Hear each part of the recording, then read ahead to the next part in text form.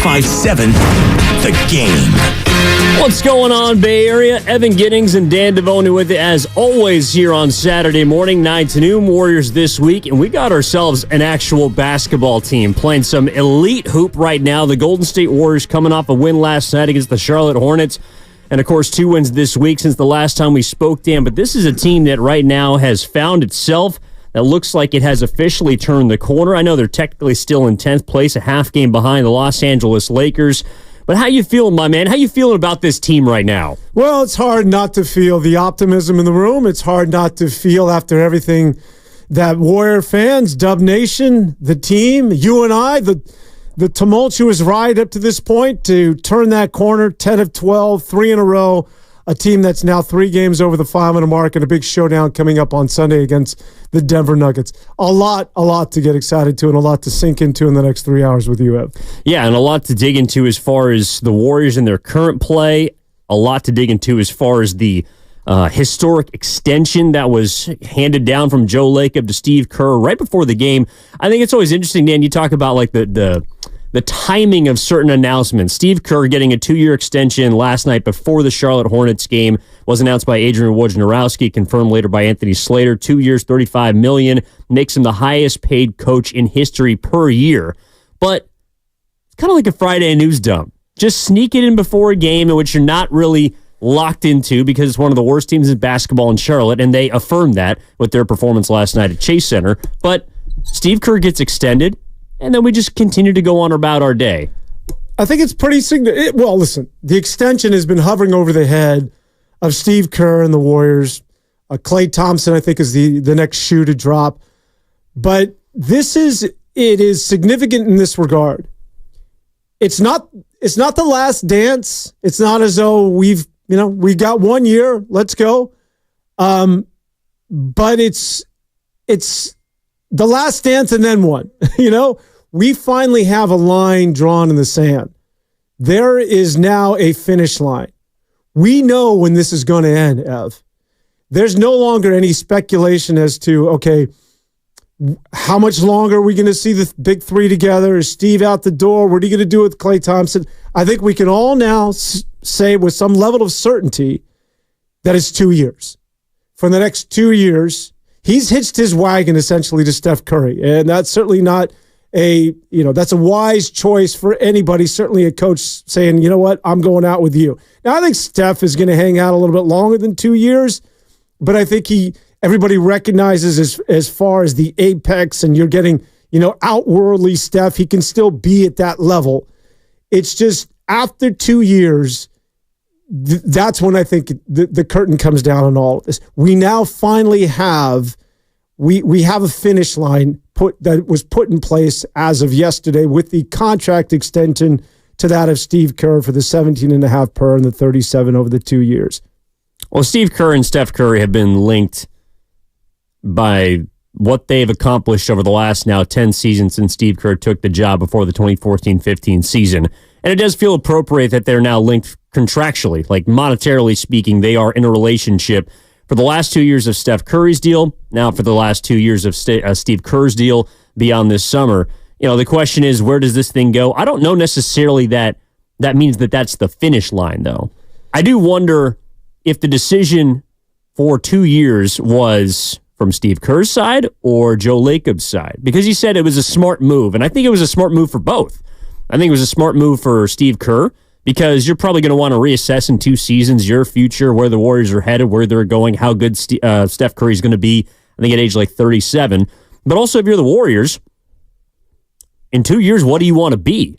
You might plan to try and pivot to the next iteration of your franchise. You might plan to, maybe string this thing along a couple of years more. LeBron James is still playing at age 40 at a pretty high level. Maybe Steph Curry will be playing at age 40 at a pretty high level. I think it's a safe contract for both sides, but I almost wonder if it's kind of still like a prove-it deal in a little way. Like, it's a lot of money, don't get me wrong. It's $17.5 million per year. No other head coach can boast those kind of sums. I think Popovich is the second highest with 16 per year. But Greg Popovich, for example, has 5 years on his extension. Eric Spoelstra has 8 years on his extension. And then even Monty Williams, who was the highest paid coach this summer, had 6 years in Detroit. Whether he finishes that out is TBD. But my thing is, 2 years is not necessarily a bold statement of confidence from either party, whether it be Steve Kerr and his, I guess, trust that the Warriors are still going to be a team he wants to coach beyond 2 years, and Joe Lacob saying, I don't know if Steve Kerr is going to be the coach for us still in 3 years. To me, it all revolves around the guy you're talking about and Steph and what he wants. That's why I think both sides came to this agreement. And let's not forget Draymond Green, because I think Draymond's also aligned in this. So Draymond re-up for 4 years, right? So he's going to have 3 more after this, but let's keep in mind the last year is an option. So under contract, this aligns with Steve Kerr as well as Steph Curry.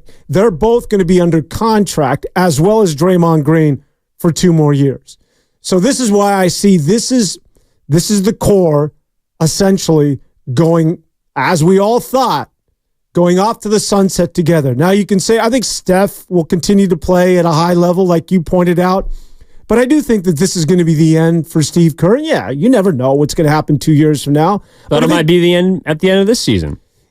But I think some people did. We all can sort of now look at the framework that I think was just put in place, that this isn't a last dance because it's not 1 year, but it's 2 years. You have got these guys, this foundation, this run, this dynasty for the last 10 years, which has brought you 4 titles, is now going to come to a close after 2 years. It's going to be the end of Draymond's contract. He has that option in the last year. It's the end of Steph's contract, and it's the end of that of Steve Kerr.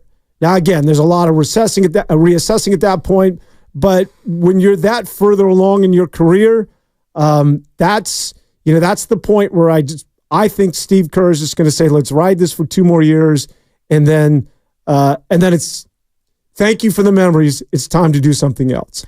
I think I'm with you on that point. And 888-957-9570 is the number. Evan Giddings alongside Dan Devone with you here on Warriors This Week. Shout out to our YouTube chat and Twitch powered by First NorCal Credit Union. Shout out to the Comcast Business Text Line. Already chiming in, Dan, with the Let Jimmy Jacket from the 510, as we do always here on Warriors This Week. But what do you think about the extension? That's what we're talking about here. Steve Kerr getting 2 years, $35 million beyond this year to stay with the Golden State Warriors. I think the announcement was expected at some point, whether it would be this summer. The breadcrumbs kind of pointed to this coming to a head. But before we dig into why I think it's significant, to me, Dan, my first question is, do you think this would have happened if the team hadn't rattled off 10 of 12, hadn't looked like they were turning around? Because I still think that Steve Kerr would have been the head coach beyond this season, even if the team didn't right this ship when it did, and that's because of Steph, but it sounds like you feel differently. I don't think that there was any certainty. Let's just remember where we were, 2 months ago. Or 5 games below 500. In the chaos. And do you play the kids? You just sat Moses Moody while he was in the midst of, in that zone where he couldn't miss in Sacramento, and you went to Klay Thompson, and for one of the few times in a post-game conference, you had to admit that you made a mistake. And sort of it was symbolic of you not recognizing what's happening with this basketball team in 2023. And maybe it's grown beyond your capabilities and your loyalties to the core. That it's, the talks and the calls that we were taking at the time, and I was filling in during the week when this is all taking place, and there was more than one person. There are some people here at 95.7 The Game that felt as though it was a time for Steve Kerr to move aside. So that groundswell was real. I don't know if Lacob and the powers that be got caught up in that, but I can tell you, and you can attest to this as well, that being in that space for, a couple of weeks, a month, Steve Kerr wasn't necessarily on a hot seat, but the idea of him not coming back certainly had to be something that was floated about or at least considered at the time. See, I almost think because of, look, the team, you're correct. It was not in a great place 2 months ago. We were talking about where players going to be traded. We're going to try and break this thing up. Would you move off of Klay? Would you trade Chris? Was Wiggins on the block? There was a lot of different things that were in motion before the trade deadline that was stabilized by the Warriors and what they've done. But it's interesting. You bring up like Moses Moody, for example, and Kerr admitting fault for not playing him. I think it was a Sacramento game. Yeah. Or not finishing with him. I almost think Kerr's job would have been safe regardless because of the emergence of young players. Not named Moses Moody, but specifically named Jonathan Kuminga and Brandon Bajemski. And even to a lesser extent, Trace Jackson Davis. But because of how well those players looked like they were playing even before they turned it around. Like, remember, Kuminga was playing well, even though he was out of the rotation, allegedly, about, I don't know, midway through what has been the first 55 games. Like, I think because of Kuminga's emergence, because of Pajemski working his way to eventually the starting lineup, but even before he was playing heavy minutes off the bench, I think those two players might have saved his job anyways, because Lacob is looking at, yes, how can they can compete this season, but we were all talking about what are they going to be next year? How does the future look for the remainder of Stephen Curry's now 2 years? I think that would have included Steve Kerr regardless. Maybe I'm wrong. We'll never know, and I'm glad that we don't have to talk about that because we're looking at a team that's 2 games above 500, and that is one of the hottest teams in basketball. But I still contend that Kerr would have been the coach for this team regardless, because I don't think Curry would have allowed it or been okay with him not being the head coach for the remainder of his time, whatever it is. You're probably right. I think it would have been a lot more tenuous had they not turned this so-called corner. And, you know, Yeah. Ev, we're still not out of the woods here. If this team has an True. early exit, if they are one and done in the play-in tournament or the play-in game, what's the feeling? What's the sentiment at that point about Steve Kerr going forward? You're right. 2 years is not a very long time. It's not Lacob saying, I'm invested in you in the future. It's not necessarily a bold indictment of, I believe in you still, not only with this core, but with the future, whomever it is that we draft, and, you know, the maturation of Pajemski and the continued growth of Kuminga and company. I believe in you driving that ship. I don't think it's necessarily an endorsement in that regard. 2 years is it's a peculiar number. It's let's you and Steph be synonymous with one another as well as Draymond. Let's finish this run, this thing that we started, this part of Golden State Warrior history, and then let's turn the page on a new chapter is sort of the way I interpret all of this. I agree. I think that, to me, again, it all just revolves around the gravity of Steph. Like, to me, the extension that Steve Kerr got is not a reflection of Kerr necessarily. I think it's a reflection of where the Warriors see themselves in regards to Steph Curry and the level that he's continued to play at. Like, he's going to be 36 next month, and he's still at the top of his game offensively. He's still a player that can carry you on a given night. And I think that the Warriors believe can still be the number one on a championship team. I still think he can be. And it sounds crazy, 35 going on 36, but this guy has still been unbelievable. And so to me, it is as much like you look at the last 2 games, and I think the win against the Lakers was kind of a snoozer because, look, LeBron didn't play. They had some pieces out. The Warriors pretty much just rolled them. Curry had an easy 32. You look at the game against Charlotte.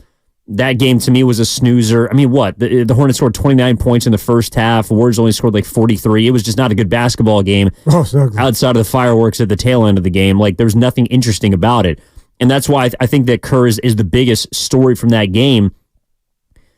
And to me, he's on this team because Curry wants him here. And that was always going to be the case. The thing about the 2 years is I don't necessarily look at that as like a glowing recommendation of the head coach, because again, the guys that he's compared to, Popovich and Spoelstra, are the two in his echelon. I would say that I guess Popovich for what he's done, not what he's currently doing, but Kerr, Spoelstra, Mike Malone is a really good head coach. Kerr's a top 5 coach in the NBA by my estimation. That to me was not that was not the contract that he got in terms of years. And I think we're starting to see that more and more now with the guys at the tail end of their careers, the big 3 or the core 4, so to speak, Curry, Clay, Dre, and then Kerr at the head coach spot. they're going to have to continue to prove that they can win. Like, I'm with you. The rest of the season is not all of a sudden just sunshine and rainbows. You got a lot of games left in a condensed time for an older team. And if you don't win a playoff series, then we're going to be having some conversations on this station as to, well, why'd you extend him? Why'd you align him? Because as Steph Curry said, I think last month, or before the deadline, the definition of insanity is doing the same thing over and over again and expecting it to change. Well, if you don't get out of the first round, like, there is pressure now on the Warriors, I think, to win at least a playoff series. And that, to me, is why Steve Kerr did not receive more than 2 years, why Steph Curry right now is looking at the last 2 years of his deal, why Klay Thompson doesn't have a deal. I think there's still a lot of uncertainty with this team in the future of the Big Three. It's interesting to note, was this initiated by Steve Kerr, the 2 years, and or Joe Lacob, and or did they just, this is sort of what agents do, that they reach this happy medium of the 2 years? I'd really be curious to know, because it makes sense on both ends. I could see Steve Kerr saying, listen, I want to go out with Steph Curry. I played this game. I know how special this guy is. He's a once-in-a-lifetime guy. I'm just going to stay with him. His contract's up in 2 years. I just want to walk off after 2 years. Let's do the 2 years, no more. Was Lacob saying, no, you know what? We want you to continue to do this, even with, if it's a new core, we want you developing the Kumingas. We want you here for the Podziemskis, and while he hits his mid-20s. Was that the conversation? And or was it Steve Kerr saying, you know what? I want to be here. I want to be a decade guy, and I want to do another decade. Like, I've already done a decade. Let me get another 5 to 7 years. Let me be Popovich. Show me that security. Like, I want to, there's nothing better that I'd want to do in this world than continue to develop young men and to coach the Golden State Warriors.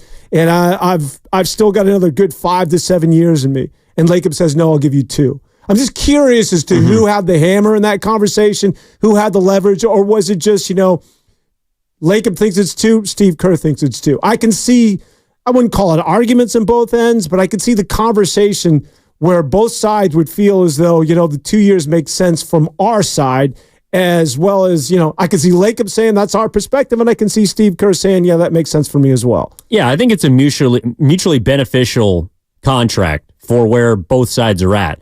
And if that's the way you feel, I want to hear from you. 888-957-9570. If you disagree, I know we've taken a lot of calls throughout the time we've done the show together, Dan, about how Steve Kerr is not the right coach for the future of Golden State. I don't think this deal necessarily means he's the coach of the future. He's the coach for the immediate future. He's the coach for whatever Steph is going to be remaining in his prime. Now, if he continues to play at a high level, I think Curry's going to be here for as long as he wants. And I think as long as Curry's here, Kerr will also be here. Because to me, when I see 2 years beyond this one, with the way that they're playing right now, the Warriors are 11-4 in their last 15. That puts them in the category with some of the elites in the NBA. Like, they're a top 5 NBA team over the last month, which was something we could not say for the first 3 months of the season. So when I hear 2 more years, my mind immediately goes to not a last dance, but you get 3 tries. You get 3 cracks to win a 5th title. You are aligned with Steph Curry and the remainder of his deal. You have Draymond Green under contract. I think Klay Thompson is going to follow this summer by re-upping for something similar, probably around 2 years. And Joe Lacob, along with the rest of the Warriors brass, is saying, we are leaning in on the remainder of what Curry can do at this elite level. And we are going to give you guys a chance, multiple chances, to win a championship. Now, things will change. This summer, they have a chance to add. They have a chance to shed salary. Joe Lacob has made that a priority to get under the tax. But to me, the 2-year extension is mutually beneficial because Kerr has a chance to hitch his wagon to the guy that he was brought in here to help succeed and has with 4 championships in Curry. And also the Warriors can say, all right, Steve, this is still, you're compensated for it, but you still got to show us that in the next 3 seasons, including this one, that you guys can get it done. They have 3 cracks to win their 5th title. Yeah, I would agree with that. And I think it starts this year. I don't think that, we talked about this last week, that the idea of even mentioning the Golden State Warriors in the NBA Finals this year is, as preposterous as that might sound, is not beyond the realm of comprehension. That is, that's the world they're living in. You have an opportunity, I think, to win the NBA Finals this year. You heard me correct.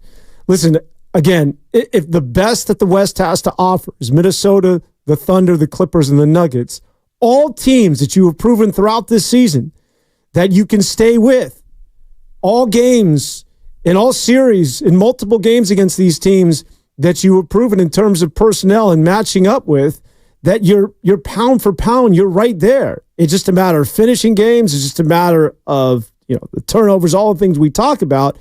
But, the difference between what is perceived as the best in the NBA and where the Golden State Warriors sit at number 10 is very, very slim. And so just to get back to your general point that you got 3 shots at winning a title before you walk off, let's not discount this year. This year, to me, especially with the way the team is playing, which we really have to underline because winning changes everything. Mm-hmm. Like you've played sports and you cover sports, as we all do. And even those of you out there as fans, just the stench in the room when you lose a game as opposed to winning a game as a fan, whether you're pulling for the Niners, the Raiders, the whomever, the Giants, the A's, just a win, even for a bad team, or you're in the midst of a winning streak, or you end a losing streak, or you start a losing. A win changes everything. And it is not coincidental that Steve Kerr gets re-upped in the midst of this turnaround for that of the Golden State Warriors. Would this have happened 2 months ago? I don't know. I can't crawl between the ears of that of Joe Lacob. But it's worth noting that winning changes the complexion of everything. And I think that that's sort of what we're witnessing as well with Steve Kerr re-upping. And I think it saved a lot of parts of this season. You're right. When you win, you get to pretty much write the way you want to do things. We were talking about Andrew Wiggins being on the move. People were talking about Klay Thompson potentially getting dealt at the deadline. I mean, the Shams Charania report, like, I think it was 2 weeks before the trade deadline, and it might have even been after the Denver Nuggets blown 16-point lead with 8 minutes left, that everyone except for Steph Curry was on the table. That's right. It feels very different 2 months later. And you're right. It's because they've been winning basketball games. The Warriors have gone from a franchise that was seen as potential sellers to then standing pat, making apparently and correctly the decision to not make a move outside of trading Corey Joseph. Good Lord. But now they're at a point where you can start to project how they're looking in the West. You got the Lakers in front of you, the Suns, the Kings. I mean, to me, it's almost less about seeding than how the Warriors are playing. And I think it was also telling the way that Kerr talked before. I think it was the Lakers game. The goal is certainly to not be in the play-in tournament, but it's really just about playing and maintaining the level of basketball that they have because, and you've been on this train for quite some time, Dan, it's really just about the Warriors. And the Warriors, in reference to the West, are looking around and probably saying, number one, there's not a team that if we play at our high level that we can't hang with 1 through 8. Or also, I do wonder how the rest of the league is looking at the Warriors right now and saying, gosh, if they get out of the play-in tournament, like that's not a team you want to see. No, it's not. And I think the Warriors, as we have discussed, because of all the moving pieces, that it was really difficult for anybody to sort of handicap the Warriors because you know that this team is not the same team that you saw early on in the season. For crying out loud, their starting lineup continues to evolve. They just cemented their starting lineup less than a week ago with Podziemski moving in to the number 2 spot alongside Steph Curry. And with the emergence of Trace Jackson-Davis, here comes Chris Paul. And all of these pieces, Jonathan Kuminga now has become your number 2 in terms of being your reliant scorer next to Steph Curry. All of this now is being solidified. It's now coming to fruition at the most important part of the campaign. So everything that's happened up to this point, the chaos, the guys on a hot seat, trade this guy, trade that guy, just the low point getting blown out by Toronto and New Orleans in successive games. Everybody's saying, what the hell has happened? We've hit rock bottom. What you have to do is look at where they're at right now. And where they're at right now is that they have a starting lineup. They're as deep as they've ever been. They're getting healthy. And again, the idea of them making a serious run at another title, as ridiculous as that might have sounded a month ago, is not beyond the realm of possibilities, is all I would say going forward. A lot of people didn't think they could do it in 2022, which, by the way, was the last time that they ran off 10 of 12. It was from January 21st to February 13th, the last time that they won 10 games in 12 games, or 10 out of 12. So they're going 10-2 right now. They're playing their best basketball. They're playing their best basketball in over a year, and it's being done with two guys that are aged 21 or younger in the starting lineup. It's being done with a 35-year-old Steph Curry. It's being done with Draymond Green playing the bulk of the minutes at the 5. And they will get a test on Sunday against the defending champs to test their mettle. But we are talking about the significance of Kerr's contract extension, getting 2 years, $35 million, highest per year annually paid head coach in the NBA right now. I see you, Wolf from Berkeley. Want to get to your call on the other side. 888-957-9570 is the number. We're going to discuss this more on the other side after we take a quick break. Evan Giddings alongside Dan Devone with you here on Warriors This Week. We're back after this, 95.7 The Game. As winter turns to spring, we at Hotel Via are reminded of our favorite four-letter word, hope. Hope for another basketball playoff run.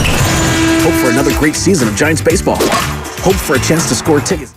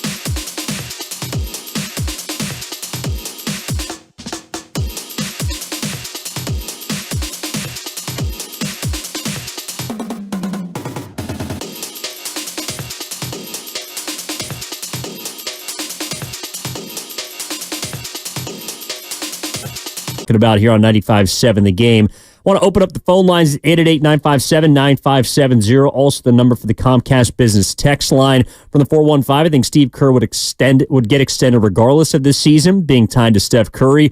Joe doesn't want to lose his star to the end of the dynasty early. I'm kind of with you there. Everyone, of course, chiming in. People discussing, I see you, D. Lou, on YouTube. Coach Kerr, 2 more years are well-deserved. I feel like people, Dan, are pretty much in agreement that this was either something that was going to come this summer or based on the way that they'd been playing, at some point down the stretch of the season was going to happen. I never got the feeling this was going to be a Bob Myers situation where you kind of maybe think he's going to leave, but maybe you're hoping he's going to stay. Well, it wasn't imminent, but again, I think everybody had to sort of hold their breath and see how the season played out. If they continued on that trajectory of where they were, 4 games under 5 games under 500, and continued to lose, and that this thing, began to get even worse, I think that the idea of Steve Kerr and the Golden State Warriors going their separate ways a couple of months ago certainly had to be dancing around in the heads of fans and Dub Nation. But again, as we just pointed out, winning will change all of that. Always does. Will's out in Berkeley, wants to talk about the contract extension. What's up, Will? You're on Warriors This Week. How are you? I'm good, man. Happy weekend. Back at you. Shout out to Joe Lacob for not listening to fans or media and being a smart businessman.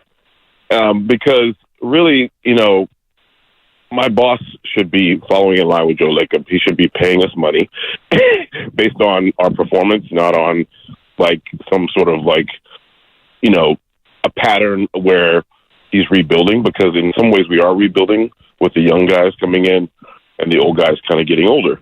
So I think familiarity breeds contempt, and fans and media tend to relish on the fact that when things change, it's a fire, start the fire engines. But I think, the steady ship is management. It's in big business. And I think Joe Lacob should be really looked at as a model of keeping a steady ship. And so when you look at what's happening with the Warriors, now they're on a roll. Now it's time to really look at, okay, how do we batten down the hatches? And I think that's why Kerr was able to get this contract, because he was saying from the beginning, look, I still think this is a playoff team. I still think they're a really good team. And look, he's, the proof is in the pudding. So shout out to him. Shout out to just the organization for really not listening to us, because, we don't have a clue what we're doing. Thanks, Will. Look, I think that they're the Warriors hear the noise from the fans or even some of the media, but I don't think that Lacob, for example, there was a piece that came out a couple days ago on ESPN, and in the piece about Lacob and kind of reflecting on how the championship from 22 has shaped the season and the team right now. Basically, his quote that I took away was, we're not going backwards. This move, extending Steve Kerr, is not a backwards move. Now, it might not be a forward-thinking move because you didn't extend him for 5 years or 10 years. You brought him in for 2. But it's certainly a way to keep you relevant, to keep you obviously competitive, more importantly, and to keep your product where you want it to be, which is in the limelight of the league. I think as far as the fans and what it is that we do, and I know we like to think we're self-important, for those of us that are talking on sports talk radio for a living, we all take ourselves way too seriously. But if you're an executive, if you're a GM, if you're the owner of a team, you can't listen to any of this crap.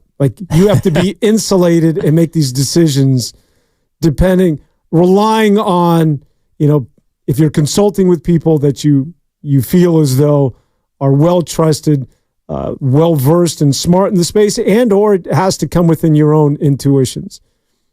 I would say this, and I want to point this out when it comes to Steve Kerr and his extension.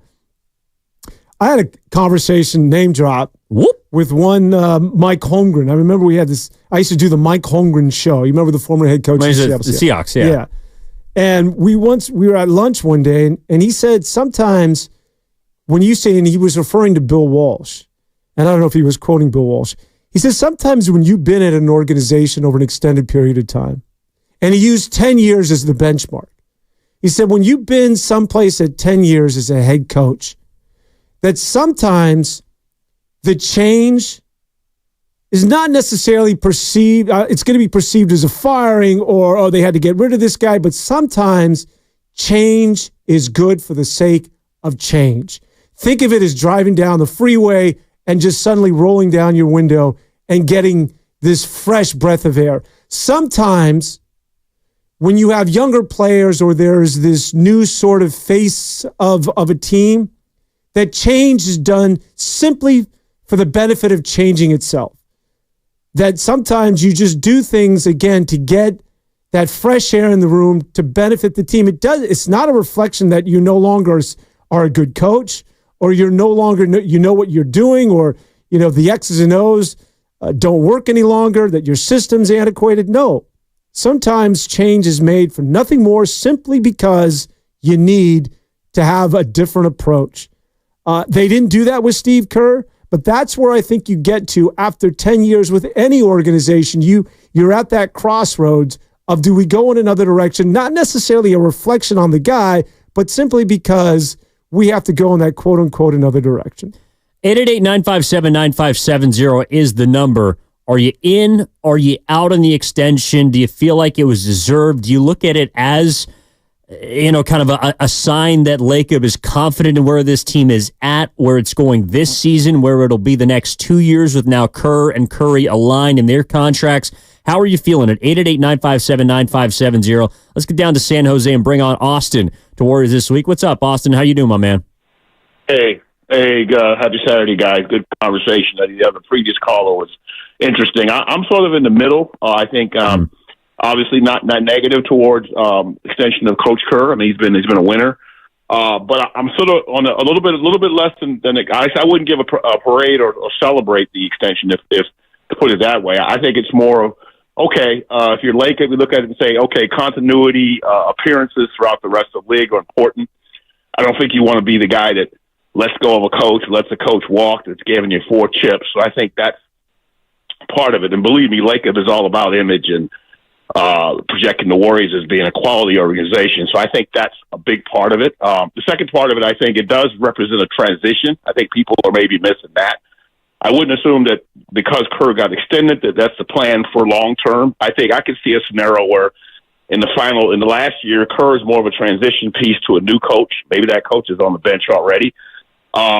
And so you kind of can transition your organization more professionally versus letting a coach walk, and then you got to go out and bring in a new coach. And that's something would hurt the team and maybe send the wrong message to the players. I think it's really a good way to do it in the context of transition, but I'm not excited about it in terms of what I've seen this year from the bench.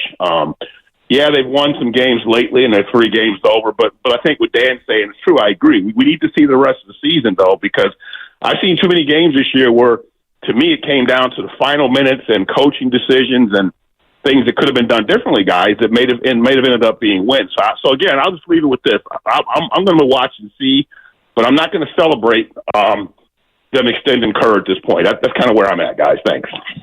That's fair, Austin. Yeah, I think there are a lot of people that are on the fence about it because while the team is playing very good, you brought it up earlier, it is hard to kind of disregard some of the earlier mistakes or missteps by Kerr in getting to the point where now they are playing their best basketball, right? I'd say this. I think the wise move, I think we'd all agree, is re-upping Kerr. And the 2 years to me is a perfect number. I'm a big fan of Steve Kerr. I'm a big fan of him as a person. And as a head coach, come on. He's the best guy aligned with his team for the here and now. But with all that being said, even watching last night's game, the one thing he's going to have to get his arms around, play Trace Jackson-Davis. Oh, boy. No, but in all seriousness, Evan, we will get into these. I do want to talk about this Charlotte game because there's a lot of things to take away from that contest. Okay. But I do think it's emblematic of, Coach, you got an extension here, but it doesn't mean it's simply an endorsement of what you've been doing is correct, that you have to make a slight pivot here and put your arms around what is taking place in front of your very eyes, and that is guys like Trace Jackson-Davis, yes, are waving a flag that I know that I wasn't somebody that you entrusted or even envisioned at the beginning of the year as getting big minutes towards the most important part of the campaign. But please take a look at what's transpiring, because I'm showing you that I should be replacing Dario Saric in the rotation, that I should be getting, some serious run. And I use him as an example because sometimes Steve is slow to getting to that party. And simply because you got an extension doesn't eradicate everything that's going on right now with the basketball team. I always point to Andy Reid. Andy Reid was successful in Philadelphia, and as an older coach that always did it one way, he goes to Kansas City, gets Patrick Mahomes, and then he changes everything he knew about football in terms of his offensive approach and said, you know what? I'm going to throw it around the yard just like you did in the Big 12. Like a bit of that, when you're a coach who's been doing it for a long time and has had success, I think needs to be adopted, maybe by that of Steve Kerr to a certain degree. I'm with you, but I also think, like you brought up Holmgren and this idea that after 10 years, it's hard to change, right? Would you say that Steve Kerr has changed from the time that they won the championship in 2022 to now? Like his, coaching philosophy or his willingness to move away from what got him to the championship? Like, do you think Steve Kerr has changed over the course of about a season and a half? Sure. It's been subtle, but yes. I agree. I think that's why 2 years is the number. Where Eric Spoelstra and to some extent Greg Popovich, like within those respective organizations, their deals were proved it deals. They proved that with what they'd done, with the rosters that they've been given in the near future, in the near past, that they could get it done. This is a deal that is neither a prove it deal or a proved it deal. I think it's still a proving it deal. Like he's in the process, Kerr is, of proving that he's still the right head coach for this organization. I believe him to be, and I think most importantly, Steph Curry believes him to be, but he's still proving, to your point about whether it's Trace Jackson-Davis or some of the younger guys earlier in the season, he's still proving to Joe Lacob or to members of the front office that he is integrating and has emphasized an integration of those younger players. And I think that's why he got the extension more in addition to Curry, because along with Curry wanting him here, he's shown that Jonathan Kuminga is now looking like a developed piece. Within less than a full season, Brandon Podziemski looks like a developing piece and a piece that can help you. Trace Jackson-Davis is coming along. These things take time, but I think over the course of 55 games, Kerr has shown that he has changed, or maybe this is always how he was, but just understood the situation. He can change to elevate younger players, to allow Klay Thompson to take a diminished role, to have Chris Paul come into the fold and be the sixth man right off the bat where he's never come off the bench in his career, to have Andrew Wiggins at one point be in, be out, and now have him as a steadying force. I think Steve Kerr has shown, and why he's in a proving it deal is because so far they're playing well, but even before that, there's so many different things he's had to juggle with Draymond being suspended, other players being injured, GP2 being in and out of the lineup. There were things that he had to navigate, and I thought he did so not always in the best fashion, but now has culminated in the results that they're seeing. That to me is why he's getting a deal, is because he's in the process of proving that he is still the best coach for this team. And I don't see it any other way. Like, to me, Curry wants him here. He's going to be here. But also, from the front office perspective, he's also shown them that he can get great things out of Kuminga and Podziemski, and then have that basically lead to what has been a 5-game win streak with that starting lineup. I know there's a lot of time left, and we're still in wait-and-see mode according to Austin. But this is the first time they have played elite basketball over a month, and that's not insignificant. I don't think he's proving anything to anybody. I don't know that that's a word that necessarily he'd agree with. I think that coaches, especially Steve Kerr, do things that only make sense to them. Like they have to. Like, he's not proving it to himself. He's proving it to Lacob. Well, I don't think there's an outside influence that is going to make any decisions that Steve Kerr does as far as his rotations or playing young players or not playing young players. Like that universe that little paradigm is Steve Kerr saying to himself and his assistant coaches, what are we going to do that's going to give us the best chance to win? I don't think there's any influence of Lacob, his job security, that he's just going to go out doing it his way. Like this is what I believe is going to, this is what I have to do in order for me to win basketball games. Like he's very insulated in that world. I don't think that maybe he should, but I don't think proving it to anybody.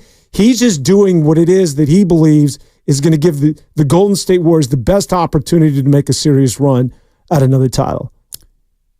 Well, and this is from the 415 in the Comcast Business text line. Kerr has not changed. He's been forced to make the adjustments he's made. Is that the way that you look at it too? Yeah, I think so. To a certain degree. Forced. Not forced is a little bit of a strong word, but I to your point, and this was, you mentioned this last week, and this was sort of a right cross I didn't see coming because I was all over you and Pajemski and company.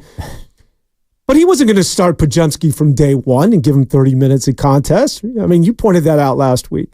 But I do think that it's not a matter of him not changing and not necessarily being forced. It's that there's been at least the perception of him being unwilling to a certain degree and maybe a little bit slower to recognizing, again, that Trace Jackson Davis is showing you that he should get more run. And rather than let that marinate and or let that continue for another week to 2 weeks or a month and a half, play his ass right now. Like there's this, you get the perception, and maybe it's not the reality, that Steve Kerr is not a willing participant necessarily to play the youngsters sooner rather than later, if that makes sense. That's fair. I also think that's just how veteran teams are. Like, you're not going to come in and supplant immediately a 4-time champion. Or if you're Trace Jackson Davis, you're not going to come in and immediately supplant a 3-time champion in Kevon Looney, who was a major part of the 2022 championship. Now, Looney, I don't think, has played very well this year. And if we're talking about what they need more of, I have come around to the fact that Trace Jackson Davis needs to play more, and I think he has. Like, this is part of it too, though, because when we're having these conversations about what Kerr should and shouldn't do, you look at the last 2 games of the All-Star break. Trace Jackson Davis has played 15 minutes in each of them. Looney's played 10 or less. Like, I do think these changes that we're asking for, to your point, Dan, are coming. They're just not as fast as we want to see them. But again, if you look at where they were at the beginning of the season until now, there's been significant change with this rotation, with this roster, with the hierarchy, and it hasn't happened overnight. But the reason that they're in this position is partially because Draymond Green wasn't here, partially because Chris Paul's been hurt, partially because I think GP2's been in and out, and that's allowed for other guys to emerge. So Kerr, to the Comcast Business Text Line's point, has been forced into those spots. But once he's been shown that a guy can produce consistently, he hasn't gone away from them. Like, he hasn't gone back to his old ways, I don't think. And maybe Chris Paul's a test of that. But you can't tell me that Steve Kerr has been unwilling to change or to move on and then look at the team and say, well, like, what's the biggest reason why they're 10-2? Well, it's Curry. He's still playing at an all-time level. But it's because Pajemski's been moving in the starting lineup. It's been because Kuminga has become a secondary option. It's because Wiggins has got his head on straight, and it's because Draymond Green has come back and decided not to hit an opponent on the floor. Like, I think Steve Kerr has kind of managed all of that in a fashion that I don't know if another coach could, outside of one of the 2 guys that he's been compared to monetarily speaking, and Spoelstra along with Pop. Listen, I would always defer to any coach, and especially when it comes to Steve Kerr, when it comes to bringing these guys along and making decisions, right? He's watching video, when he's not coaching. He's he lives this life. I come here every Sunday or every Saturday I'm rolling with you and start blowing about the Golden State Warriors. I don't spend, 12 hours a day studying the Golden State Warriors like he does. So I defer to him on every level. So maybe this is just a fan's perception. And yes, someone on the text line mentions this. Dario Saric can hit a 3, which is true. Yeah. And he can stretch the floor as far as spacing, and that's all key, right? So when you're thinking about Trace Jackson Davis and Dario Saric, well, Dario Saric can stretch the floor. He can shoot a three. Chase Jackson does not have that in his bag, at least at this point in his career. So I get all of that.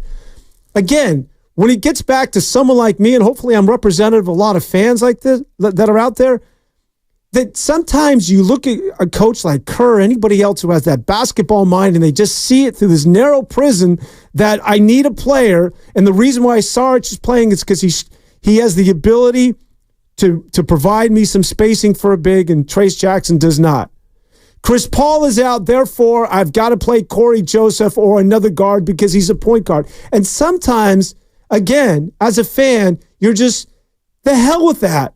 The dude is clearly athletic. He's clearly young, and he's clearly can benefit your team. That you're challenged with a core of older players. Give him some damn run. Throw out the quote unquote book and just play him instead of Dario Saric. Why? Because he's going to block. He's going to get challenge shots at the rim. And he's also going to put pressure on the rim in a pick and roll in a different fashion on the other side. He's young and he's athletic. Let's see more of that. But there's more of that sort of, it has to make sense within the how to play basketball successfully in the NBA book that I think sometimes, Coach Kerr is just tethered to and then maybe I'm on the other end of the spectrum as just some guy, again, who's sitting on a couch saying, dude, I can see this guy can go. Let's just get him in the game because Dario Saric is a liability defensively and Trace Jackson is blocking dudes at the rim. Maybe I'm oversimplifying it and I can't, get to the level like that of Steve Kerr, who is basically telling everybody, no, there's more to it than that. Well, and the other part of the proving it side of things for me is, again, like you have the rest of the season, right? I think this contract is going to be justified or not based on what the Warriors do in the postseason. Mm-hmm. So if you have this postseason, you have two more essentially with Kerr as your head coach, and really with Curry under contract, although I don't think he's going to be going anywhere. What is the result that you need to see this season to justify the type of money that he just got yesterday? 888-957-9570. That's kind of the next place in the conversation that I do want to go is, to me, the reason why I'd say it's not a prove it deal, it's not a proved it deal, it's a proving it deal is because Lacob still wants to win. He still wants a 5th title for Curry. He still wants an 8th title for this franchise.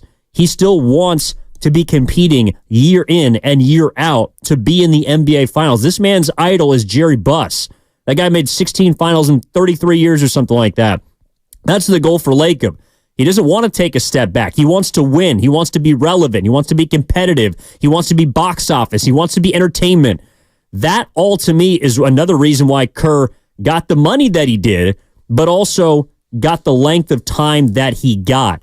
What does Steve Kerr and this Warriors team need to prove in order to justify the 2-year, $35 million extension? 888-957-9570 is the number. We see you on the Comcast Business text line. Interesting question about Pajemski having to do with CP3. How does that change when he comes back? Does Trace Jackson Davis supplant Looney? Is it happening? All of these things we're going to get into on the other side. And also, Dan, where does this contract that Kerr got leave someone like Klay Thompson, who right now is the only guy of the core that does not have a deal beyond next season? All of that is coming up next. Can I get a tease before we go? Oh, of course. I want to talk about the Hornets, man.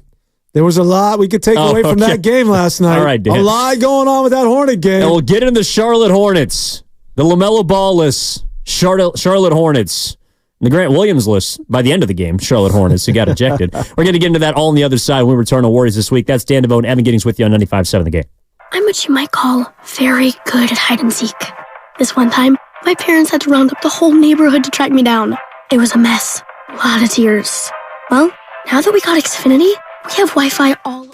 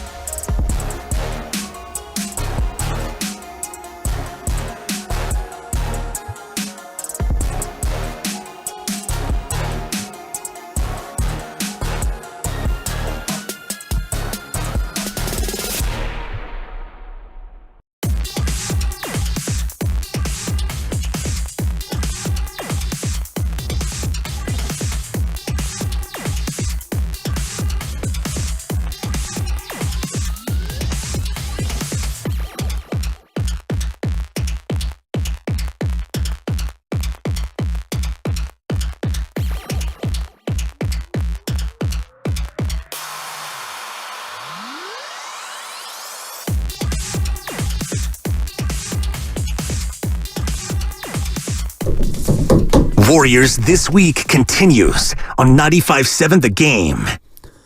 Shout out Mathematics. That's Most Def. That's our guy Ken on the ones and twos. Appreciate him. Appreciate all of you chiming in on Warriors This Week here on Saturday. Every Saturday from 9 to noon, Evie Giddings alongside Dan Devone talking about the Golden State Warriors after a 2-0 week, taking down the Lakers, beating the Charlotte Hornets, and apparently what was an intense type of large picture takeaway battle between two of the brands in the West and East. Yeah, just an old school game. Just Dan. a very clean. No team got to 100. It was a 90s basketball game. What an entertaining basketball game, dude! I'm surprised you watched all of it, all 48 minutes. I was on a flight. What the hell else are you going to do for 5 hours going across the country? That's fair. That first half, that was like a plate of barf. I mean, that was about as ugly as I've ever seen a basketball game between two NBA teams play, especially this year. But it's understandable to a certain degree. Okay, both teams. I don't know it was possible to score only 29 points and a half in 2024. Both teams are at the back end of. They went back to back, right? I believe that Charlotte had Utah. They won 4 in a row. They won 4 in a row. They beat Utah the night before, and the Golden State Warriors, came up winners against the Lakers, and they were somewhere else. And especially with the Warriors, there were excuses that were built in place. It was the Lakers, and you could sense all the air was out of the arena, and they were just, they didn't have very much emotionally in the tank to take on anybody, and especially when it's the Hornets, and as you pointed out with no LaMelo Ball. In all seriousness, Ev, yeah, there are some takeaways from that game that despite the win, that there continues to be high levels of concern. And that is the fact that it was a game that wasn't necessarily hanging in the balance, but there's no reason Steph Curry should have been, or any starter should have been still playing in that game in the fourth quarter. But they had to, because the game would still get within that margin of like 10 to 12. And in this, in the way the NBA is played in 2024, that's 2 threes and suddenly 2 possessions, and suddenly it's a tight contest.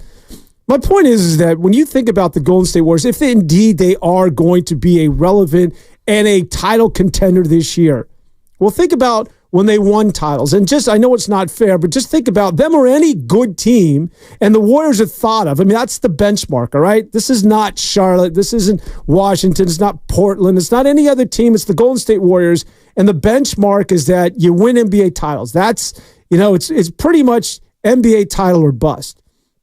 Fair or unfair. So when you think about when this team was good in winning titles, going back to 2016, 17, 18, pick the year, and you had a cupcake or a scheduled win like that of the Charlotte Hornets, yeah, maybe you don't play with a level of intensity, but the Warriors would blow them out when they were good. And the game was pretty much in the bag midway through the third quarter, knowing without a doubt that Steph and Draymond and all your stars are going to sit in that fourth quarter. Load management is a serious thing with Steph Curry, not only for this game coming up on Sunday against Denver, but certainly going forward as you get down to the most important part of the season and the postseason. Not only that, but the stench of turnovers was still in the arena. Oh, yeah. And so despite the win, the fact that it's still in your DNA, that it's still part of who you are as a basketball team, with the 22 turnovers against Charlotte is concerning. Now, I don't want to be that guy that, come on, man, it's Charlotte, it's a win, move on. Who gets excited about the Hornets? There are some serious takeaways from that game, and they're not good. Well, number one, the Warriors didn't give a crap about that game. I mean, it's just the way they played, it's the way they looked. They were up by 21 going into the fourth quarter and then allowed Charlotte to shrink back into the game. I think maybe because of the blown lead throughout the season, people started to wonder what the hell was happening. But the Hornets they're just a god-awful team, especially without LaMelo Ball. And you could even make the case with LaMelo Ball, they don't really play hard. Grant Williams is probably pissed he got traded there. I don't know. To me, that game, I'm with you. 21 turnovers is glaring, especially when they've been a top 5 team in terms of assist to turnover ratio over the last 15 games. They have been good because they've taken care of the ball. And what's the one way that you can lose against a bad team? Number one, you play down to their level, which the Warriors did last night. Number two, you don't take care of the ball. And they didn't do either of those, or they did do both of those things last night. So I don't know if they're necessarily habits that I expect to carry over into Sunday, because again, that's the big game against the defending champs. They've beaten you 3 times. They took your lunch at home in ridiculous fashion. Speaking about fourth quarter blown leads, Denver on line 1. But for me, the Warriors just completely overlooked Charlotte. And maybe you look at that and say, well, the fact that they still won that game, they picked up a W is impressive, because they didn't overlook the Lakers. I thought they put them away without LeBron James, as they should. Charlotte was probably closer than it needed to be, but I think that's a game that, you're right, a great team ends that game in the first half and puts them away, and it's done and it's over with. I don't think the Warriors are at the point where we can say they're a great team, though. I think they're playing great. I think they're a good team, but they're not great yet. I mean, they still are 3 games above 500 in the 10 seed in the West. So I think those kind of games are still going to be on their horizon. Like, look, first game of the road trip, they got Washington. Would you expect them to just beat them by 40? I would hope so. But if they don't, I'm more worried about, well, how do you play New York? Like, how do you play Boston? And that's kind of where I'm at with the team. You know, I think the game last night, there was a lot of funny, weird stuff that happened. Like, apparently unwritten rules are still a part of the NBA. And I get it to some extent, but Grant Williams getting ejected for no reason is just him trying to, I don't know, I guess be the guy that's come into the fold and act the tough show against Draymond, who, by the way, had some very strange comments after the game, which I didn't really get or particularly enjoy. I don't know if you heard him. I did actually listen to that. What struck you as being odd? Him saying Miles Bridges can do no wrong. Well, what the hell was that? That's idiotic. Yeah. How about beating your wife in front of your kids? Is there anything wrong with that? Yeah. I get he went to Michigan State. That's his little brother. But you can pick your words a little more carefully, and I think he is going to understand that that was not the right thing to say. And what was Miles Bridges, who's basically on borrowed time or probation, one of the two. He still is on probation. The last guy in the world who should be throwing bows and getting in a mix-up in the NBA game right now. Also, like, yes, Grant Williams is a punk. Grant Williams is soft. He has all the things that I think Draymond Green has either said explicitly or thought. But, Draymond, you're also the guy that throughout this season has lost his head a couple of times on the court, has hurt his team a few times and got ejected in games that didn't really mean much. Like, I don't know. I didn't like it. I also didn't like the fact that the Charlotte Hornets had an issue with Lester Quinones making a reverse layup when they were pressing like full court with 30 seconds left with their starters in the game. Yeah, Quinones, make a reverse layup and then go talk bleep to him on the other end. It was weird, but you're right. The Grant Williams, well, getting back to the Draymond Green conversation in the postgame, which was really sort of, it always is with him, but especially last night in a game, I think that might have been the most impressive or sort of entertaining part of the game was listening to Draymond Green, because he went after Grant Williams and he essentially said, listen, bro, you want to be a tough guy? I'll tell you how to get into the club. This ain't the way. Like, listen, man, I'm the president, okay? I'm the grand poobah. I'll tell you what it is that you need to get admission, but this ain't it, man. And he sort of laughed at him. But if you think about it, I mean, really, Draymond, if the shoe is on the other foot, maybe he does have this ethic or there's a code that when it comes to the unwritten rule, he doesn't really buy in. But I could see Draymond, if the shoe was on the other foot and somebody shot a meaningless shot, a layup late in the game, and he shoved a guy, I could hear him in the postgame saying, like, you don't disrespect my team. I don't care. I'm Draymond's honest with the Warriors. You will not disrespect it. Something to that degree, right? Like, it's Draymond. Really? Can you? I mean, I don't know. I could interpret that one of two ways. So it's also classic Draymond when it comes to, okay, yes, he's the president. He's more like the emperor, because the emperor sometimes names themselves leader, of the tough guy club. I don't know, prime minister, dictator of the tough guy club. But it's also classic Draymond. Like, he's punching down. I mean, like, come on, it's Grant Williams, who, by the way, I think they have a personal thing because Grant said that he was the next Draymond Green or something like that. And that's clearly untrue. It's a fabrication. And Draymond Green knows that he's better than him. Also, his team is better than the Hornets. Yeah. Like, if they had lost that game and then that had happened, you think Draymond would be talking as tough as he is? I don't think so. Yeah. But he knows that Grant Williams is a soft, target. He's a punching bag, proverbially. His team didn't want him in Dallas after signing a 5-year deal, shipped him off first year. Like, he's an easy target. That is a classic Draymond Green tough guy club kind of, target. That obviously goes back to the Boston series of a couple of years ago. Yeah. And it's not coincidental that he's been moved twice since then. Grant Williams, just a side note, and this is not to get personal, but he has the most unathletic body I've seen in recent memory for an NBA basketball Grant Williams player. or Draymond Green? Grant Williams.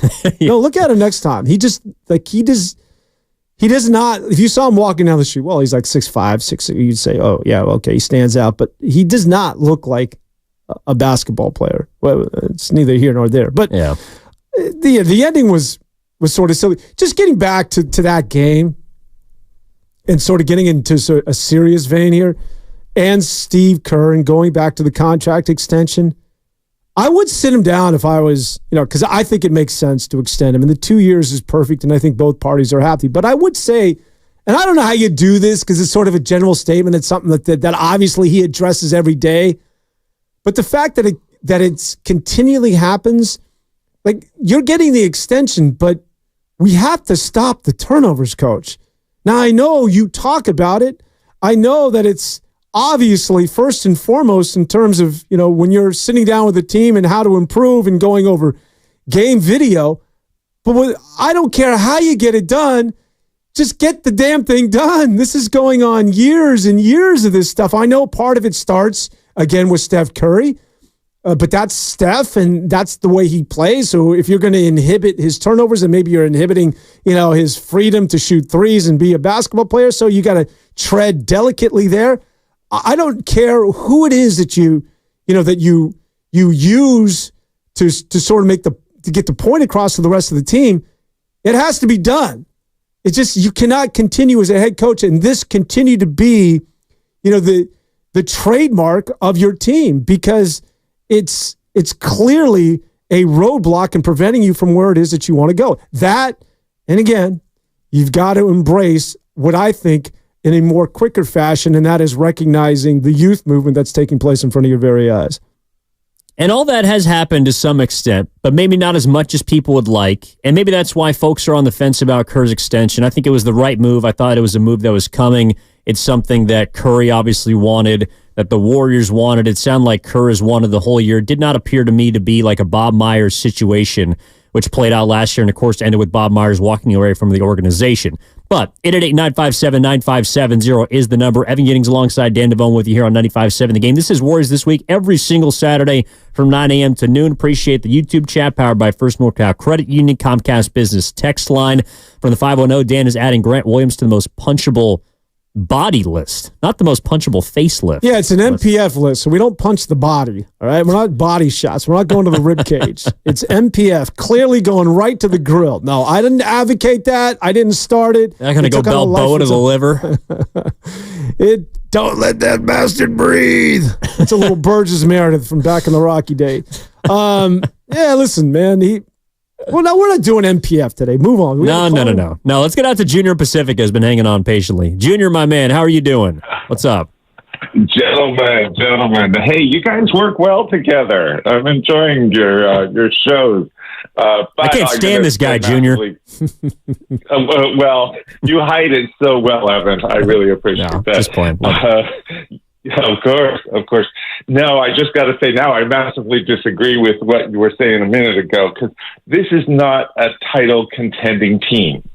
Anything can happen in sports, but look at the one-loss record at this point in the season compared to those championship years, and the eye test compared to those championship years. We just kind of sort of figured out a starting and closing lineup, 2 weeks ago. And we're going to bring back the only big change is Chris Paul's coming back. He might stabilize the team a bit, but he doesn't make the Warriors a lot better at being the Warriors. He stopped some of the bleeding on turnovers and so on, as you were complaining about, Dan. So I don't think it's a title contending team. There is a plausible argument you do everything right this year and set yourself up for next year with a move or two in the offseason. Thanks, Junior. Oh, look, I think that's fair. I don't think I ever called them a championship team. But that was me. Oh, gotcha. Like the extension, I think, to me is just an indication from whether it be ownership or the front office or a combination of both, that they still think that Steve Kerr can be, like, he's the best option if this team is to win a championship. Not saying that they will, but 2 years, I don't think is that long of a time. It's kind of like, okay, if they extend Klay Thompson this summer and give him 2 years, I don't think that's a glowing, resume type of stamp of approval saying that Klay Thompson is still the guy that he once was. I mean, Curry's got 2 years left and he's making the money that he is. Draymond Green got 4 years because I think the Warriors still believe that he can play at a high level and be a part of a championship team. But a 2 year deal, whether it's in any walk, for what we're doing here in media, 2 years is not your boss saying, hey, I really believe that you are the future of this station, of this company, of whatever employer you work for. It's saying, you're doing a pretty good job, and we're going to reward you for that. But I still need to see more.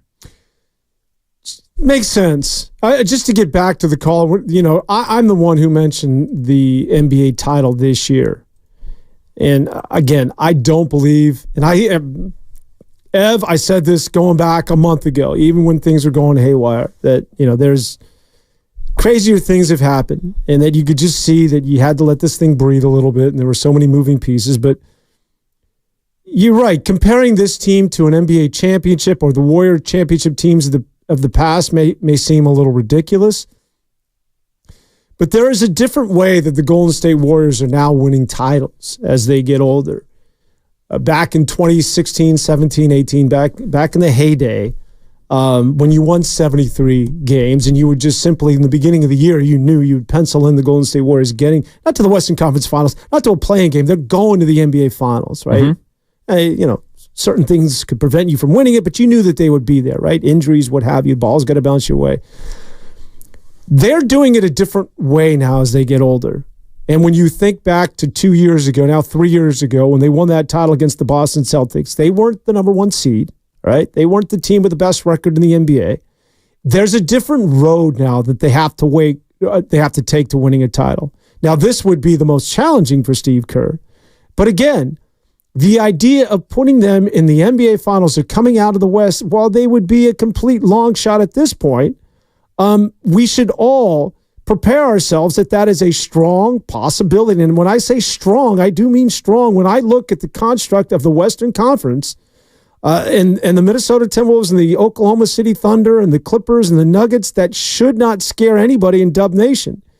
And so while the road to the NBA Finals certainly has changed for the Golden State Warriors because you're not the number one seed and you don't have clearly the best record and you haven't established home court advantage, but the idea of the Warriors winning a title like they did a couple of years ago against the Boston Celtics, where if you remember that year in February when they won that title, the Warriors were a bad basketball team. They were a sub-500 team. I remember, working here at 95.7 The Game, and they had lost to Washington in this dreadful road trip, and it was just talking about the future because there was no way in hell that they were getting to the Western Conference Finals and or the NBA Finals that year when they won the title. So there's some similarities, all right? And I think that what's important for everyone to do is forget about the chaos that led you to where you're at right now, and that is the development of Jonathan Kuminga, sitting him, not playing him, the suspensions of Draymond Green, the changing of the lineups, going after Steve Kerr, that look at where they're at right now going forward, where you finally have a starting lineup. You have depth. You're getting healthier. GP2 is here. Steph is Steph. Look at where they're at right now and compare them to the rest of the field. Now, you can still make the argument that they're not as good as Denver. We'll find out in less than 24 hours. But I think that that's the lens by which you have to judge the Golden State Warriors. And when you do that, Ev, I don't think, again, it's beyond the realm of, the craziest things that have happened in the history of sports, the Golden State Warriors getting back to the NBA Finals. And I also don't think the rest of the league is looking at the Warriors and saying that this is just a flash in the pan. Like, there's been some staying power now for a total of a month. That's not insignificant. Now, the 2022 team started 18-2, and that's a ridiculous stretch over like a month and a half or a month and a week, which you can't deny. So no matter what you did throughout the rest of that season, you always had 20 games of elite championship caliber basketball to fall back on and say that is our best. That's what we can be. This is the best stretch of basketball for the Warriors. And so I guess from that standpoint, Dan, if you're looking at these 15 games, because you got to win 16 to win the finals. You got to win 12 games essentially to get to the finals. That means you're probably going to have to play in the realm of 15 to 20 games, essentially, probably closer to 20 games in the playoffs. Is what you've seen right now good enough? And can they sustain that for not just the next 27, but then for 20 after that? You're going to have to play essentially 45 games the remainder of the way to get to the NBA Finals of elite quality basketball. And they've done that so far. I was just crunching some numbers before the show. Last 15 games, the Warriors are 11-4. The wins would be tied for the most of any team in basketball during that stretch. The only team that's won more games is the Boston Celtics with 12. The Warriors have the number 2 offensive rating in basketball, 121.2. They have the 5th best defensive rating in basketball, 111.2. Maybe most importantly to them, they are leading the league in assists the last 15 games. They're also 6th, so top 10 in terms of assist to turnover ratio. They've taken care of the ball. There's some areas that they can improve in. Ironically, it's been on the defensive side more than offensively. They shot the hell out of the basketball over the 15 games, and a lot of that has been because of Steph Curry. But the quality of play has been in the same conversation with Boston, Cleveland, who's second in the East, the Clippers, and Oklahoma City. That is who the Warriors right now are in a group with over the last month. And from that standpoint, you're right. They are playing currently title contending basketball. But from what we've seen over the whole season, I still got to see more. And that starts on Sunday with the defending champs. I think they beat Denver. And I think they do that. And I mentioned that because, listen, they're not catching Denver. So it's not really relevant. And then, you beat Denver and you're narrowing in on the Nuggets. No, I think you're going to concede, what are they, the 4 seed or the 5 seed? You're not going to get there. No, I don't think so. But it's significant in this regard that this is important to let themselves know, the Nuggets and everybody else, that this isn't just, we're not just compiling wins against the likes of the Utah Jazz and even the Los Angeles Lakers, who are, a 9th seed, and or the Charlotte Hornets, that this is legitimate, that this is, if the Nuggets are the best the West has to offer, and I think they sit in like the number 3 seed, just like a half game or a game and a half out of first place, the Golden State Warriors, I think, make a statement on Sunday to just sort of solidify everything that you just said. That is a statement game. And not that it's a must-win game, but if they lose that game, I wouldn't be necessarily shocked. But then again, you look up and you say, well, you've played them 4 times this. You played the defending champs 4 times, and you haven't won a game. From that standpoint, I do think the Warriors need to win on Sunday if we're going to take them seriously as a title contender. They have to win that game. Kind of like you were talking about before the All-Star break with Phoenix. Like, that's a must-win game from the standpoint of, are we taking you seriously? Are we taking you as a team that could win a playoff series or 2 in the West? Because this is the other part of it, too, in reference to the Steve Kerr contract and the next part of the conversation that I do want to get into at 888-957-9570, is what justifies the extension. To me, the playoffs is where the contract and really the alignment, like, it's not just about Kerr, but the alignment with the other members of the big 3 outside of Klay Thompson, that is where it matters. That is where the contract, along with the money that Draymond Green got last summer, that Curry continues to make and continues to produce for, that's where those contracts matter. How far they go in the postseason is where it matters. So I'm very glad that they're playing awesome basketball and that they're 11-4 in the last 15. They've won 10 of 12. But you're right, Dan. The game against Denver is going to be one that everyone has their eyes on and is really, I think, going to look back on, depending on how far the Warriors go. They'll say, this game against Denver, the previous 3 games against Denver, that is how we're looking at the Warriors. Are they a team that can at least win 1 game against the defending champs? Because they should have won their last one. They blew it. And you could say that's on Kerr. You could say it's on Curry, who didn't play well down the stretch of that game. Whatever you want to say. It's on the champs. Whatever you want to say. This game is one that they do need to win for us to take them seriously. We're looking forward to it. All right, 888-957-9570 is the number. That's Dan DeVoe, and my name is Evan Giddings. We're taking your calls on the other side. What do the Warriors need to do in the postseason or the rest of the season to justify the 2-year, $35 million extension that Steve Kerr just got? Or are you not looking at it like that? How are you looking at the Warriors right now playing their best basketball since 2022, the year they won the championship? We'll be back after this on 95.7 The Game. This is the day of the big sale at your gift shop. Welcome in. So this isn't just a big day for your business. It's a big day for the network keeping it all connected.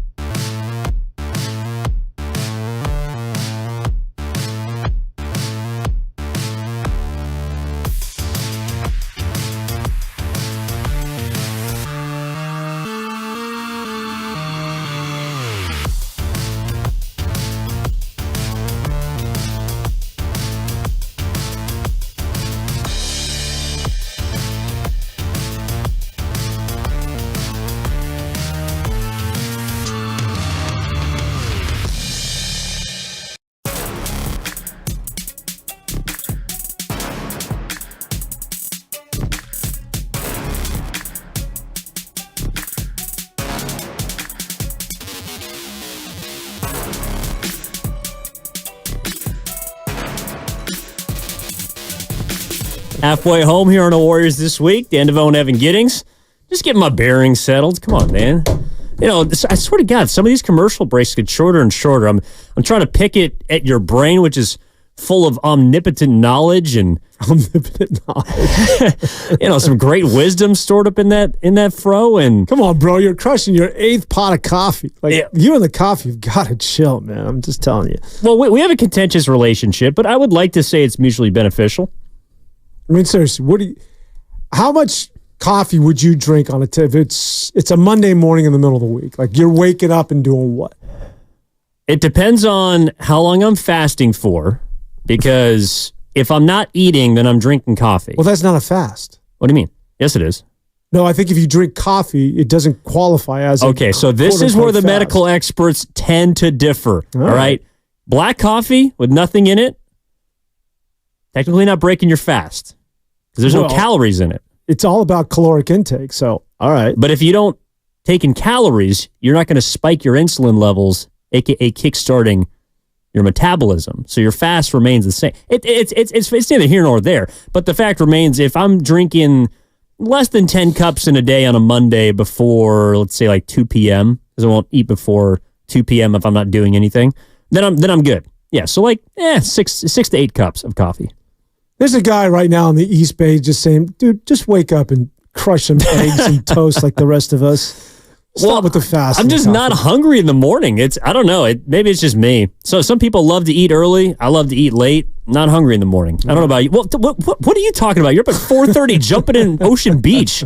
You're judging me for my caffeine intake. I live in Seattle. You know that. I never had a cup of Joe, man. Never had a cup of coffee my entire life, man. Never got up to Starbucks? No, man. Pike Place? Never did any of that stuff. Yeah, the caffeine, man. Me and caffeine. Can you imagine? You seem like a green tea guy. Hopped up on coffee. Well, green tea, you talk about medical experts. Medical experts. That's where you want to go, man. That's the longevity. That and the Japanese squash. You'll live until you're 105. Japanese squash? Yeah. Never heard of that before. Well, it's their sweet potato. Oh, okay. Yeah. I mean, I'm telling you. These are... like I said, omnipotent knowledge. Just spewing it across the Well, they have those blue countries or those blue areas, those areas around the world where people live, they exceed... the expectations, by their life expectancy is like 105. There's only like 5 blue areas in the world, one of which is, I believe, in Osaka, where they diet on primarily that's where on average the people live to be the longest. Yes. Oh, it's interesting because we're talking about the olden State Warriors, right? Steph Curry's moving on to 36. Steve Kerr's a little bit older. He's got his 2-year extension. Klay Thompson, Draymond Green. Have you looked into how to live as long as humanly possible? I feel like you are one of those guys. Like, you're going to be 110 one day, and everyone's just going to be looking at Dan DeVoe as the poster boy for aging gracefully. I want to be. I lived such an unhealthy life, but everybody do you, man, because they're.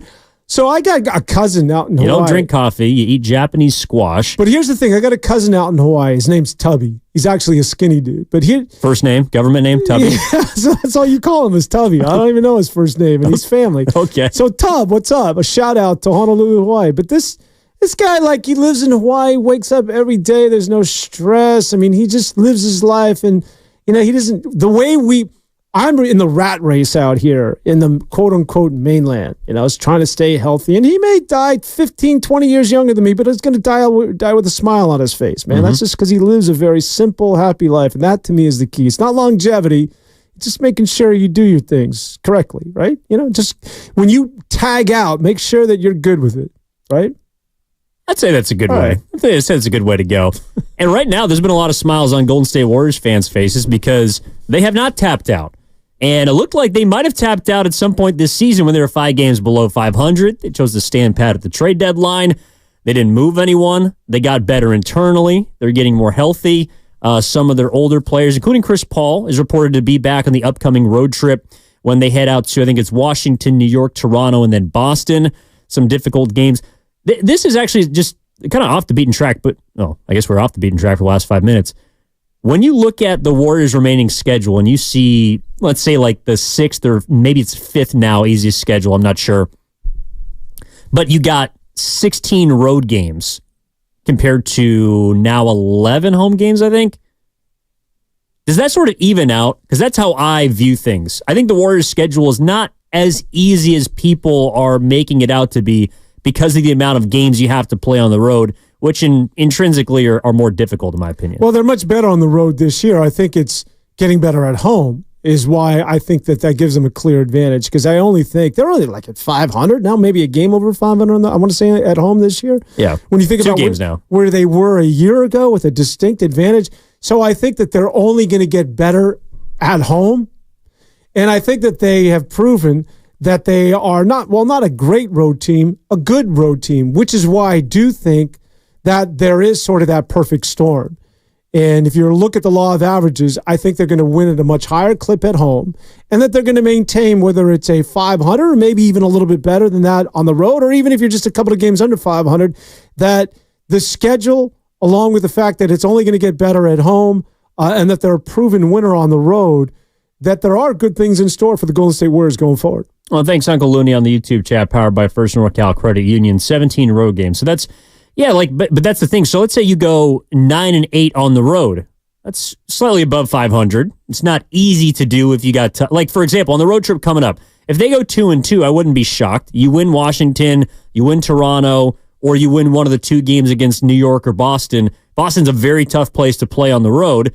New York's been playing better as of late, and they might be getting someone like Randall or Anunoby back in the near future before you get to play them. They're a tough team. So, you're going 500 or better on the road. That, to me, is a good place to be, especially if you're cleaning up at home. But where the Warriors are at right now at the 10 seed, you kind of have to play better than just 500 or slightly above 500 basketball on the road, to me, to give yourself a chance to climb out of the 10-9 and get to the 7 or 8. Maybe give yourself a chance to get to the 6. I don't know. But 3 games back right now, the 7 or 8 seed is where the Golden State Warriors are. And we're pretty much going to be playing the schedule game and looking around the scoreboard the rest of the season, which makes things all the more exciting. But Sacramento and Phoenix have to fall, or Dallas has to fall, or New Orleans has to fall. And the only team that I can see them jumping, in addition to Los Angeles, I think they can certainly catch the Lakers, and they might do it by Sunday, to be honest, would be Sacramento. I think that's the team that they got to get past to put themselves in a position to have 2 cracks to get into the playoffs. Yeah, I think the Western Conference, it's not that you can't get to the 6th seed. It's just that you have to jump so many teams. You have to hope that they have either an injury or a tough spell. And Dallas suddenly, my goodness, what is that, 7 in a row for them, I want to say? The Mavericks now have, the Kyrie Irving and the Doncic project has now suddenly, something that everybody has to be concerned about. The Warriors, that's another thing you have to concern yourself about, Ev. Let's just be real. If you're to use, statistics and historically speaking, the seeding is a real deal when it comes to the Western Conference. This isn't the NFL where you see wild cards with regularity win the Super Bowl, or in Major League Baseball where you'll see teams that are quote-unquote wild cards that get in and win a title or win a World Series. The NBA, usually it sort of stays the course, and that is the top seeds usually at the end of the day are the last one standing. Mm-hmm. What's the stat? You got to go back to 94 and the Houston Rockets, the last time a 6 seed, a team as low as a 6 seed won an NBA championship. Yeah. I mean, that's a long time. That's 94, man. So I do think that there is, not to say that the Warriors can't be the next, because somebody is going to be, but when it comes to the NBA, seeding is a real deal. So getting in as a 9, as an 8, as a 7, it just makes that road to get to the Western Conference that much more challenging. And the fact that you got to go back to 94, the last time a 6 seed won a title, I mean, there's a lot to be said there. Yeah, and there's been examples of lower seeds that have made runs. You think about what the 99 Knicks for the 8th seed got to the finals. Obviously, last year, the Heat as the 8th seed got to the finals. But to me, I think you're right. It's not that the Warriors can't go on some run, and they're probably going to catch some breaks if they are to. Any championship team, by the way, does catch breaks. That's not something that's an outlandish take, in my opinion. And I just think that the Warriors, number one, your seeding is a general reflection of your team and how you've played for 82 games. But maybe more importantly for Golden State, assuming that they continue a high level of play, is you have to go through 3 good teams or great teams in order to get to the finals. You're going to have to beat, in all probability, Minnesota or Oklahoma City. They're teams that are right now on 55-ish win pace. They're not easy outs. The Clippers and the Nuggets would then be probably your second round series. So you might have to play the defending champs just to get to the Western Conference Finals. And maybe you catch a break, maybe someone gets an upset, but you're going to have to upset, in all likelihood, 3 teams to get to a place in which then you're going to have to beat the best coming out. Like that's a daunting task. And to me, that's why I would feel maybe glass half empty on their title chances. But you and I think, are on the same page that the last month or so of the Warriors and the way that they've played has absolutely opened the door to that possibility. Before we weren't talking about this team at all in title contention conversations. To me, it's more about how the Warriors are playing now as opposed to how far they can climb, because I don't think they're going to be able to get out of the play-in, even if they win 46 or 47 games this year, which would be an improvement from last year. Well, it's a challenge, Ev. If ever there was a year that a lower seed gets and wins an NBA Finals, is this year. Because it's so wide open, especially in the West. Like, if you were to tell me one of 8 teams comes out of the West, I would not be surprised. I mean, it is, if Phoenix gets there, are you going to be shocked? I mean, seriously, if the Lakers, again, come out of the West, are you going to be like, oh my God? If it's Minnesota or the Thunder, or the Nuggets again. And certainly if it's the Warriors, nobody's going to be like, oh my goodness, didn't see that coming. It is so. Everybody has an opportunity this year. And that wasn't the case, to me at least, last year, where it was Denver and everybody else. Like, the writing was on the wall. The only thing that was working against the Nuggets is that they didn't have the experience, that they had never won one before. Now they got one under their belt. I mean, they're legitimate, but they're in a dogfight like everybody else. So I don't see the West, as well as the rest of the NBA. I know Boston has separated themselves from everybody else out in the East, but I don't see anybody this year where you look at and say, wow, yeah, the Warriors are going to have to run up against that team. I think they're still a year or two away. Or, woo, look out for the Nuggets. There's nobody in the West that's in front of the Golden State Warriors that should keep anybody up at night. So that's interesting. You're talking about the Nuggets. Freudian slip there. To me, after 2021, the Bucks were seen as right now how the Nuggets are seen. You had the best player in the world, Giannis Antetokounmpo. You just won a championship. You got over the hump, and you look like you're just going to run it back and compete for titles. Now we look at them 3 seasons later, and it's, how come Giannis can't get out of the second round? How come Giannis can't get back to the finals? How come he's got to trade his point guard to go get Dame Lillard? He's got to get help. How come we're shipping off head coaches and bringing in head coaches that are the most 3-1 blown leads in NBA history? So I am with you that Denver, to me, is the best team in the West. I think they just have the best starting 5. And down the stretch of a game, I would trust them to close. But then again, if we're talking about reasons to not feel as confident around the rest of the conference, you could just look at the Bucks and say, well, they won a championship and they haven't sniffed the finals since. And Boston, you're right, is the best team and has the best record in the NBA. But I think that they have flaws, and it's more mentally than physically. But I mean, I guess from that standpoint, the Warriors do have some ingredients with their core and experience. They're starting to get healthy and play at the right time. And it's really all about playing your best basketball entering the postseason. So, the rest of these games are down the stretch of the regular season are going to tell us just how far the Warriors can go. But look, backing up a championship with another finals appearance, nevertheless a finals victory, is a hard thing to do. And maybe Denver just gets ousted because of the attrition more so than anything else. I don't know. It's everybody's got an opportunity. Come on down, as they like to say. The Wild Wild West. This is the year. Now, I know a lot, like I pointed out, no one as low as a 6 seed has won a championship going back to 1994, when I think it was Kenny Smith and those Houston Rockets with Akeem and the Dream and those, Robert Horry and company. But that's the last time you saw a 6 seed win a title. This is going to, if ever it's going to happen, this is the year. You think? And I think the Golden State Warriors are in a good, believe it or not, a good situation, because there isn't a clear favorite in the West.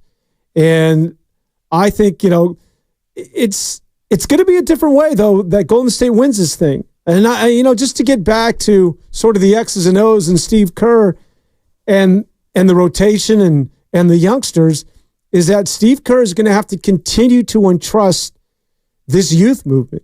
He's going to have to continue to entrust Jonathan Kuminga, who, by the way, his 34 consecutive games of double-digit points came to an end last night. But You're worried? He's going to, about Jonathan Kuminga? Yeah. I will say this about Jonathan Kuminga. You know what my indictment on Jonathan Kuminga is right now is that while everybody has reaped this praise about, Jonathan Kuminga is reaping this praise now about how the game is slowing down and he's consciously making the extra pass and he's not putting his head down and dribbling into four guys, and it's not a complete mess when it comes to Jonathan Kuminga. It's not, he's really good and all of a sudden he's really bad because he just, he's not reading the room. All of that is so true, but it's almost to a fault now. Like I've noticed the last couple of games, he's almost over-compromising or he's overly conscious of, I got to stop and make sure that I get other guys involved, or that, there's that fine line, or there's that balance that I think he still has to reach where just go ahead, put your head down and go, because like you said, you can take anybody off the bounce in this league, and then making sure that you make the right pass. I don't think he's there yet. Like he's very close, but there's still this concerted effort like, I got to pull on the brakes because, I don't want to be that guy, and I still want to, stay within favor of that of Coach Kerr and not go back into the doghouse. And then at other times where he's just like raw Jonathan Kuminga and just dealing on anybody. Like I still think he needs to be a little bit more assertive, as ridiculous as that might sound when we're talking about Jonathan Kuminga. No, I don't think it's ridiculous at all. I think it's spot on. I think Kuminga, because of what he needed to do to either prove to Kerr that he had to play or to prove to himself, I don't know.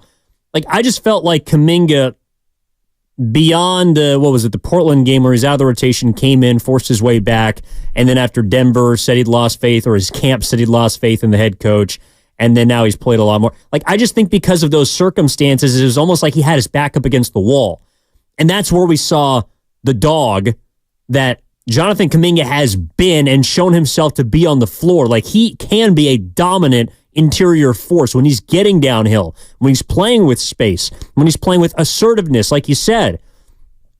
I almost think that because the team is playing well, and because someone like Andrew Wiggins has begun to play a little more consistently, other players have kind of reorganized their roles, Paz in the starting lineup now, Clay's to the bench. I think Kuminga's been a little passive lately. That would be my only critique of him. I think that he's trying to do all the other things. Like, for example, last night against Charlotte, even though he didn't score double digits, he had 6 assists. He was a plus 25 against the Lakers while scoring 12 points. Like, he was good in those games despite not scoring a lot. So he's still finding other ways to contribute, don't get me wrong. But offensively, to me, if I'm looking at, again, we're talking about how far the Warriors can go, projecting them in their ceiling for this season. To me, Kuminga has to be their number 2 offensive option. And the last few games, I have not seen someone with the mentality of a number 2 offensive scorer. That might be too much for him at age 21, too much to expect. But in a playoff series, or against, for example, Denver on Sunday, I would hope, and actually I do think against the Nuggets, we will see Kuminga try and assert himself early in that game. I hope it's not him settling for jump shots, which he did a little bit against the Los Angeles Lakers, but trying to get downhill against Denver, because remember, that's the team that he didn't play the final, 16 minutes of game time against the last when they blew that lead. He was a big reason, I think, that they did lose that game, that he was not on the floor, and I think that could be the game that could kind of rekindle or spark that aggressive nature that got him to the point where we're talking about this dude needs to be in the game at all times. He has to be a star. He has to be a star, especially in the postseason, for them to make the sort of run that they have the potential of I sincerely believe they have the potential of getting back to the NBA Finals. And if that's to come to fruition, he has got to be a star. Mm-hmm. He's got to be clearly the number 2. Maybe he shares that mantle with Andrew Wiggins in the perfect world. But I think what has to happen is that, so he's just going through this, this transition. And now he's almost overcompensated where he's deferring too much. Like, the game has to be instinctual to him. Like, he can't think. Right now you can clearly see that he's overthinking the process, and he has to be much, much more instinctive. Now, those instincts can't be, it's 1-on-4, but I'm going to put my head down and, go through these guys regardless. Like, that has to be eradicated. But the game has to go back to being much more instinctive and not this sort of these permutations that he's going through every time he comes down the floor, which I think is inhibiting his growth. Yeah, and look, again, this is his third season in the league. It's really the first year. I know he got ample time last year because of Wiggins, but I think that this season is the first time where he's felt finally empowered. Like, my spot's not on the line if I don't have a good game, kind of thing. Like, he's going to be in the starting lineup regardless. And it has been, to his credit and also to Kerr's, when he's done the other things outside of just scoring, he's been rewarded. The rebounding. Last night he had 7 rebounds. He's had an offensive rebound, I think, in the last 12 games, but he had 5 offensive boards, for example, against the Clippers before the All-Star break. Like, he's attacking the glass. He is defending at, I think, a pretty good level. He's playing consistently, but to me, where the Warriors need him, and I think this is probably the next step in his maturation, is identifying points in game when the Warriors need him to take over, because he has the ability to. We've all seen it. He has the ability to take over stretches and spurts of games. And I think that would also, for example, on Sunday against Denver, put the Warriors in a situation where if they're leading or it's a tight game, that it doesn't have to, because we talked about this too, Dan, it doesn't have to all be about Steph. It doesn't have to all be about Curry creating and basically guiding you home. You know that Curry's going to get the bulk of the shots in the fourth quarter of a tight game, but if Kuminga can be someone that you can throw the ball to and get Steph a possession off, or someone that you can push the break with and not be afraid to try and drive into the lane and get to the free throw line, that would be huge for me, because I think also one area that I've been kind of looking at and keeping tabs on for Kuminga in regards to his points is how often he's getting to the free throw line. He only got to the line twice in the last 2 games. Twice before the break against the Clippers. Twice against the Jazz. Once against the Clippers.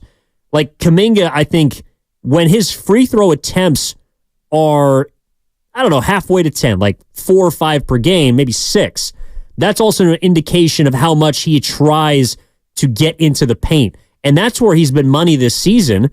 Now, I don't know. Some of it is perhaps defensively, teams are trying to take that away.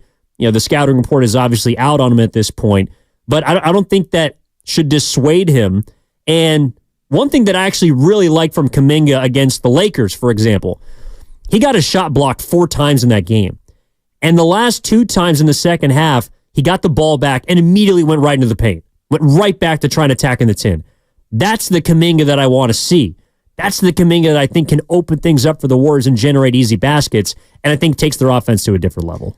I love his little turnaround jumper that he's incorporated. I hadn't seen it prior to this year, that he's shooting now, that little sort of Kobe little, shimmy from about 15 to 16 feet. Like that, if he shoots that with regularity, wow, that to me is smooth, and as well as attacking the rim. But just, I wanted to point this out. Did you notice this the last couple of games? Now, it was the end of a quarter, and it wasn't necessarily that big of a deal.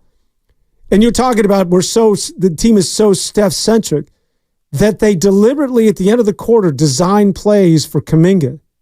I noticed this, that it wasn't, and Steph actually gave him the ball, and they sort of cleared aside, and there was like less than 10 seconds, 5 seconds remaining in a quarter, and they're like, let's just try this as an option. Can Jonathan Kuminga either get a bucket or get fouled in the closing seconds? Like, you could clearly see it was Steve Kerr saying, is there another option on my team other than Steph Curry? It's the end of the game, and everyone else get the hell out of the way. And it was interesting because they gave Jonathan Kuminga a couple of opportunities in the game last night as well as against the Lakers. I noticed that they're like, it's not the end of the game, but maybe you can graduate to that level. Let's just see if you can close here at the end, in the final seconds, rather than Steph doing it. Well, and I think that's part of what Kerr might be trying to do as well, because I think we're at the point in the season with the way the Warriors are playing that against the Lakers, against the Hornets, or the LeBron-less Lakers, and against the Hornets, like those are teams that you can experiment a little bit with now and know that you're still going to win those games. Might not be as tight or as lopsided as you'd like, but those are learning opportunities. What do the Warriors have in store? What can take them to the next level? I think that's what people are wondering, because I do think they're going to have to take it to a next level, certainly. certainly to beat the Nuggets on Sunday, but to make a run at this thing if we are to have hope that they can compete for a deep postseason run. All right, we're going to take a break, come back for our final hour here on Warriors This Week, going up until noon as always on Saturdays. That's Dan Devone, Evan Giddings. The number is 888-957-9570. What will take the Warriors to the next level? What is the difference between a loss to Denver and a victory on Sunday against the defending champs? We'll dig into that on the other side on 95.7 The Game. We're back after this. Are you curious about who offers the best deals on top-rated Samsung, LG, and Sony TVs? The answer is surprising. It's not online, and it's not the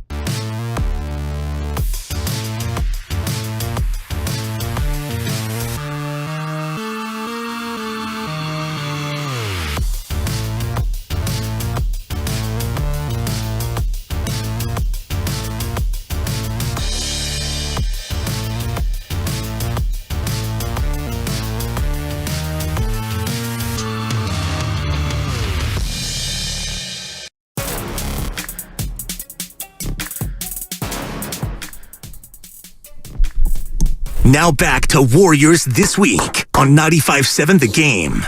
All right, 2 in the books, 1 hour to go here on a Saturday, a gorgeous Saturday in the city. Look, I know the mission ain't the Presidio, Dan, but if we're talking about the city, you got to come slum with me one time. You got to come down to the other side of the city. Get out of the trees, get out of your forest, get out of your here's the thing about the mission. Escape within the city. So I grew up in the city. When I think of the mission, I think about being sideways at 2 a.m. and going down to La Cumbre and getting a burrito. Like, that was the mission. You go down and get the best burrito in the Mission District, and it's always late night. Shout out La Cumbre.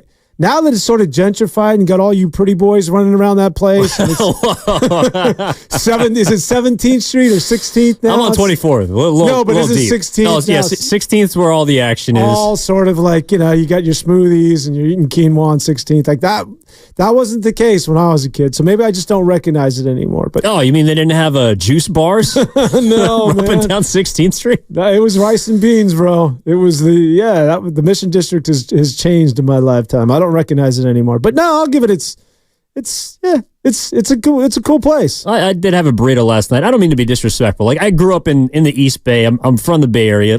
God love it. But rice and beans in a burrito, I think there's a better way to do it. Really? Yeah. What are you talking about? Mission style. I don't mean to open up the can of worms here. Oh my goodness. Blasphemy. You might want to check yourself. Forget about Steve Kerr. We got breaking news right here. Like, what the hell is that you're trying to tell me right now? Well, it's kind of like what we've been talking about the Warriors. You just sometimes need to get back to the origin, to the basics. And to me, that starts at the border. Like, if you're going to get the best Mexican food, you got to get close to Mexico. That's just how I live. So this is no disrespect. Like, there's great Mexican food in the city. Don't get me wrong, but the best of the best, you got to head down south, my man. See, I can't. Maybe because I've been so bastardized. I'm an American that I go to Mexico. I'm like, dude, where's the guacamole and the sour cream? And give me like a little hot. It's so, it's so authentic. I'm like, I don't recognize this. Mm-hmm. Oh man, don't ever disrespect the Mission District late night burrito. I had one last night. I'm not disrespecting. I'm just saying. In the tin foil. It's a good, 2.5 pounds, the sauce man. oozing out of the... It's like a little baby There's in not your enough hands. lard in the... It's like a child. Tortilla for me. We need more fat. Man, we need more. I just to be honest with you, I haven't had one of those things in like 15 years. Yeah, you look like it.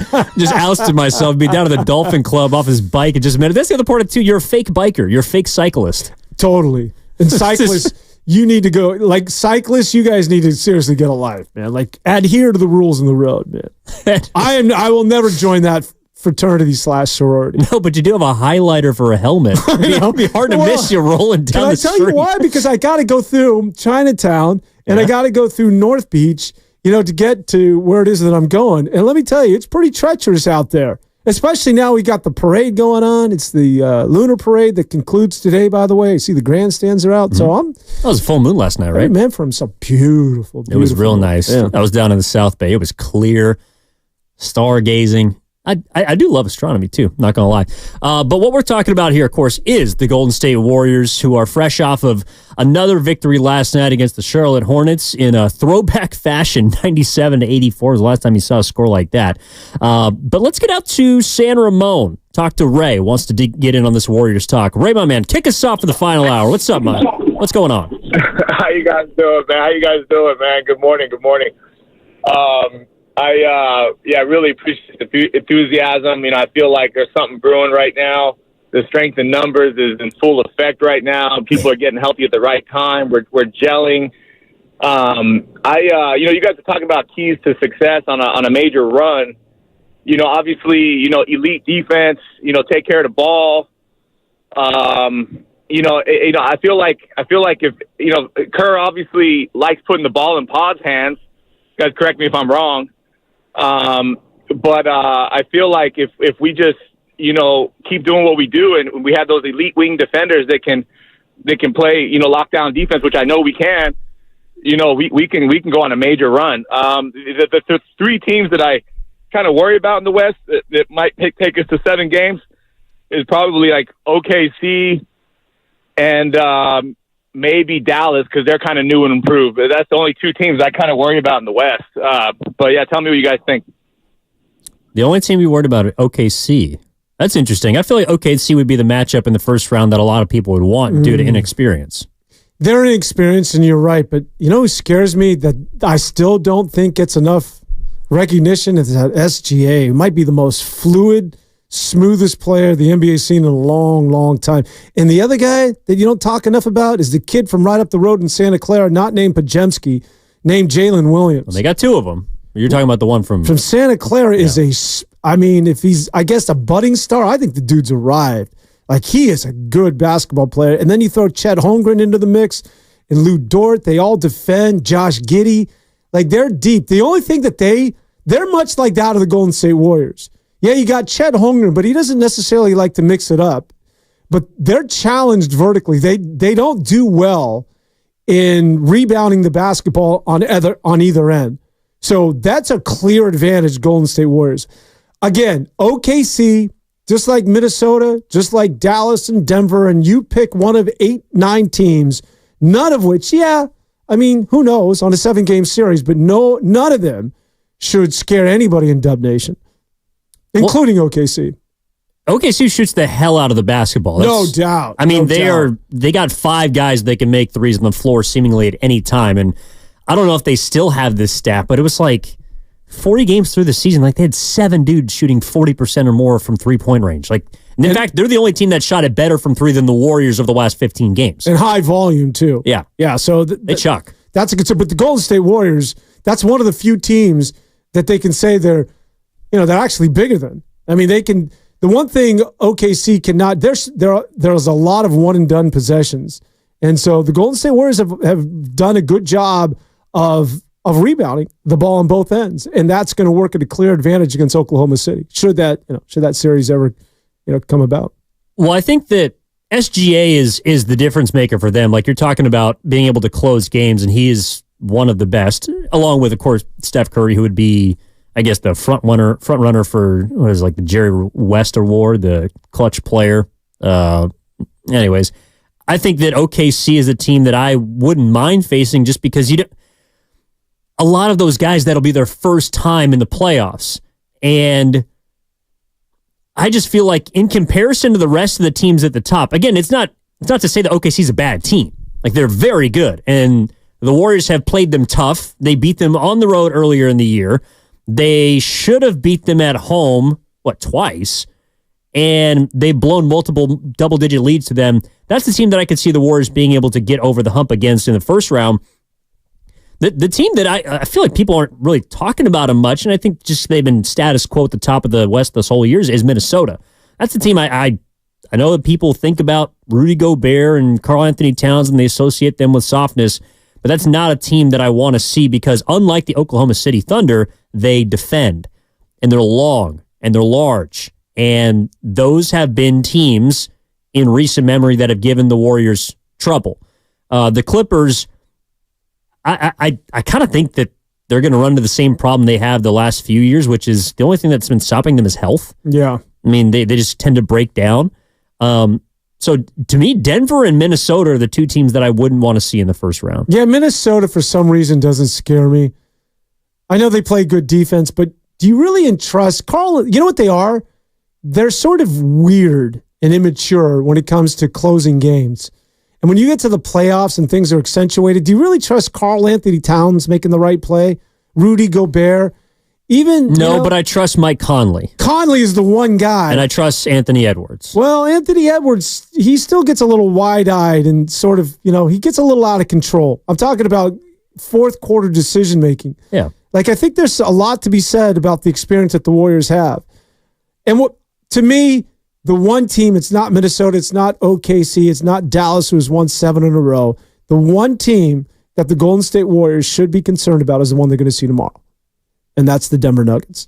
That's the team that I think, when all's said and done with, they're going to be in the Western Conference Finals, and I think it's going to go through them. And do the Warriors have enough? And we'll find out coming up on Sunday to match up with that basketball team. Interesting take from Enter the Draymond of the YouTube chat. Shout out First NorCal Credit Union. I'm worried about the reunion of Gobert and Dre in a long series. That might be the test to see if Draymond Green's truly turned the corner as far as his attitude and antics on the court. It might be a 7-game series against Rudy Gobert. I don't know. And this is, so you brought up the point about Trayce Jackson-Davis before the break, and this is something I do want to dig into.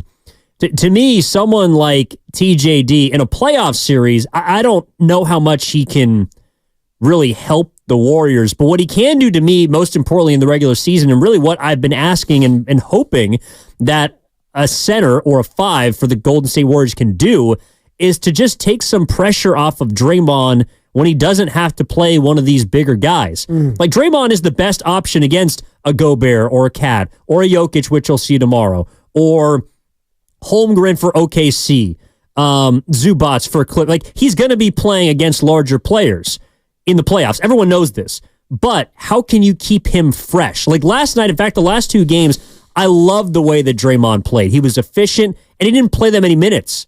He played 21 or 22 minutes each of the last 2 games. That is the type of workload that I want to see for Draymond Green against the teams that the Warriors should beat. Because against Denver, now, even though it's the 3rd game in 4 nights, he's well rested and ready to go against the best player in the world, in my estimation. Not to mention, you have to exert so much energy when you're 6'6" and matching up with guys like that of Anthony Davis, where you're giving away 3, 4, 5 inches sometimes. And he does such a good job of it, but it takes its toll, especially when you get into your mid-30s. Trayce Jackson-Davis helps on so many different levels because the Warriors are always vertically challenged. Just by him being on the floor, he now becomes another guy who's at 6'9", that can be a big body, that can check a lot of these guys that I just mentioned. The thing about, can check Jokic? No, I think Draymond Green is better suited to do that. Oh, sure. But I'm much more inclined to give Trayce Jackson-Davis and his 5 fouls a run at Jokic as opposed to that of Dario Saric. Saric against Jokic is just... Jokic does what he pleases, and his eyes just light up when he realizes that he's got an ISO with Dario Saric. Yeah, it's Serbian on Serbian crime. It is. He will back him down and just use him, or he'll go to any spot he wants to on the floor. I'm sorry, but Saric is becoming... to me, he's becoming such a glaring liability defensively. And I know he can shoot it from time to time, but this is why I think TJD needs to play. And furthermore, it becomes, once again, getting back to Steve Kerr and the fact that it takes him a while to warm to what is taking place in front of his very eyes, and that is embracing some of these young players that are more impactful than the Dario Saric's of the world. But one would tell you, and this came up on the text line, well, Dan, he spaces the floor and he can shoot, and Trayce Jackson-Davis cannot. I would agree with that. Yeah.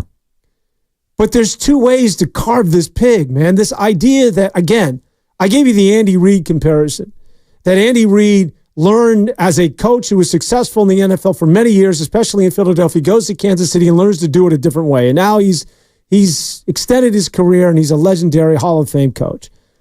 Multiple Super Bowl wins. You have to change. And with Steve Kerr, the idea that this is how we play basketball, it's the Warrior way. When you have Trayce Jackson-Davis, you now become pick and roll. But the pick and roll, Ev, is still the most effective basketball play since Naismith created this game over a century ago. I'll go out right now. I'll go down to the Panhandle in San Francisco. I'll go down to Moscone. I'll go pick and roll with anybody, and I will beat half the teams out there that are younger than me. Pick and roll still becomes, if you don't know what to do, the most indefensible and effective play in basketball. It's a reason why Therese Maxey and Joel Embiid are effective. Watch what it is if Jamal Murray's healthy, what Jamal Murray and Jokic will do to the Golden State Warriors. If it's done well, Karl Malone and John Stockton, it's a real thing. And the idea that the only way we can score is you got to have a shooter like that of Saric. And when you see what it is that Klay Thompson did with Trayce Jackson-Davis in a pick and roll against Utah, and Steph coming in and working pick and roll with Trayce Jackson-Davis, the idea that there's multiple ways to get to the rim and use him as an offensive scorer, not to mention everything that he provides you with his athleticism and that defensive rotation. Sorry, I do this every show. That game against the Boston Celtics, now 3 months ago, where he came out of nowhere, and there's this young body at 6'9" racing across the floor to block on rotation. That dunk of Jaylen Brown is something, as a Warrior fan, I hadn't seen in, I don't know. I don't think Andrew Bogut could do that back in his heyday. That's something worth writing, man. I don't know why last night you're playing the Charlotte Hornets and he gets run in the fourth quarter. Where the hell was he for the first 3 quarters? I know I sound like a fan going after Steve Kerr, and God bless he got the 2-year extension. Well deserved.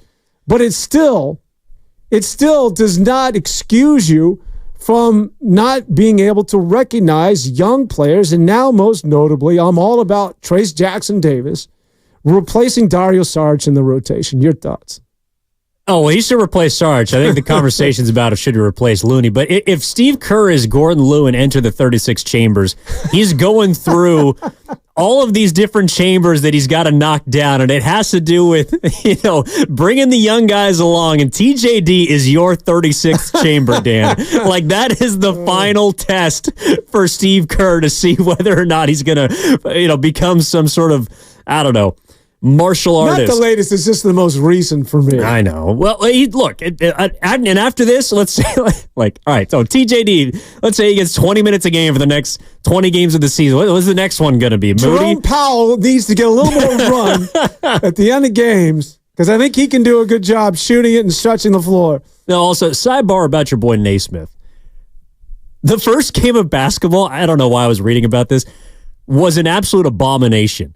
The first game of basketball was basically rugby because there were no rules. He didn't have a rule. Like, they strung up a peach basket, and by the end of the game, the kids in Springfield, Massachusetts, not Springfield, Illinois, where I think the Hall of Fame actually is, Western Massachusetts. Naismith was a Canadian, right? Yes, he's a Canadian, and he created the game like in his 30s. And the first game that he had was for his students. It was like he's a PE teacher, essentially, and he just threw the ball up there, said, go try and put the ball in the basket. These kids were swinging at each other, punching each other, tackling each other. They were bruised and beaten and battered by the time the first game of basketball ended, and he was disgusted with himself because he basically just threw these kids to the wolves. Well, and then it's not like the peach basket had a hole in it. Like, if you went in the peach basket, you had to go get it out and pull it out. Yeah, so it's evolved. Although, one could say that, the Detroit Pistons many years later were still, throwing blows, and so were the New York Knicks back in the bad day. boy Pistons were fan of the first ever game of basketball. But back to TJD, as I digress, and I appreciate you letting me do so. The thing about Trayce Jackson-Davis that I want to see, which might strike counter to what I'm feeling on Sunday, I actually don't think that TJD is going to play more than Looney against Denver. And the reason being, you're right, TJD brings a different dynamic to the 5 position. He's more athletic. He can play above the rim. He can alter shots. He can play in pick and roll. But that's not really what stops Jokic. Like, Jokic doesn't play above the rim. He doesn't play fast. And I know that a lot of people might say, well, you got to speed him up. You got to get him up and down. I don't think that's the way that the Warriors approach him. I think that Looney is a bigger body, and his 6 fouls are going to be more valuable on Sunday against Jokic. That's my point there. But I do think that in general, Trayce Jackson-Davis against the majority of teams, the rest of the regular season, postseason, we'll find out. But the rest of the regular season, Trayce Jackson-Davis should be getting more minutes than Kevon Looney as the backup 5. Leave Sarge out of it. I think that Kerr uses him more as the 4 now to space the floor, and that's really all that he's good for. But Looney, and this is something that I've felt for some time, like Trayce Jackson-Davis played 15 minutes the last 2 games. Looney played 9 and then 10 against the Lakers and the Hornets. I think the other reason that TJD needs to play more than Looney is because I don't think Looney's going to be on the team next year. But Sarge is still playing more than both of those two. Yeah, but he plays a different, like, he's not at the center as much anymore. At least I don't think he's all that great to begin with. But the one thing that he does do, which the text line is correct, is space the floor for someone like Kuminga to play at the 3. There's no doubt. I guess the issue I have is that sometimes we have a tendency just to overthink it, or just to simply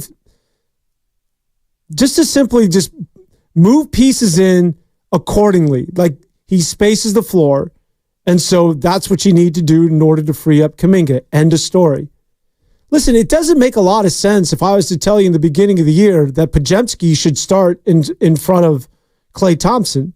One could easily push back, well, no, that's not going to happen because he's smaller. You don't space the floor because Klay becomes a shooting threat, and Podziemski, it just doesn't work. The reason why it works with Podziemski is all those things that we didn't mention that you can't necessarily see, and that is the fact that he's young, that he's taking charges, that he's going to beat everybody up the floor, that just that exuberance is infectious, and that's how you win with that balance of, we've talked about this time and time again, the veteran leadership of Steph and company, and then these youngsters with this high motor. And that's applicable to a certain degree, I think, when it comes to Trayce Jackson-Davis. Yeah, you could sit here all day and throw at me, this doesn't make sense, or you need to play Kevon Looney here, and Dario Saric is going to space the floor. And to me, I would just counter with a simple, he's a better damn player from what I see, and he's a better athlete, and it makes you a better basketball team. Not only on the defensive end, but he's a guy who can fill lanes on a break. He's so young, and I know he sort of lumbers when he runs, but the guy, he can get up and down the floor, and that is, that the eye test isn't lying to me. I can see the athleticism, and maybe all the other stuff doesn't. He doesn't check all those other boxes, but I still think at the end of the day, you win more than you lose with players like that.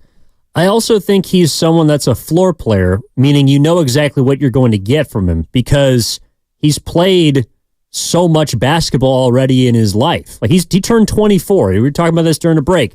He's 3 years older than Jonathan Kuminga. He's played 4 years at Indiana. Like this guy is more pro-ready than Kuminga was, but maybe even Podziemski was at the beginning. Like maybe not Pods, but like TJD knows how to play. That's the other thing too, is I feel like you know what you're going to get on a given night. And I'm not advocating for 20 minutes for Trayce Jackson-Davis, but I just feel like in the minutes that have been prioritized for Kevon Looney, those minutes on most nights going forward outside of, say, Denver, should be going to Trayce Jackson-Davis. That's kind of how I feel. It's as much about what TJD gives you as it is about the regression that we've seen from Looney, and I think his future in Golden State, which based on a partially guaranteed contract next season, isn't really making me feel good about his future. Kerr loves him, don't get me wrong, but he's only making $3 million of the $8 million next year. I think that's something the Warriors could eat. So 888-957-9570 is the number. I want to get to Telmo in San Francisco on the other side as we wrap this thing up here on Warriors This Week. One last segment to get your calls, to get your texts on the Comcast Business Text line, to get your messages on Twitch and YouTube, powered by First NorCal Credit Union in. That's Dan DeVoe. My name is Evan Giddings. We'll be back after our final break. Up next here on 95.7 The Game on Warriors This Week. We're back after this.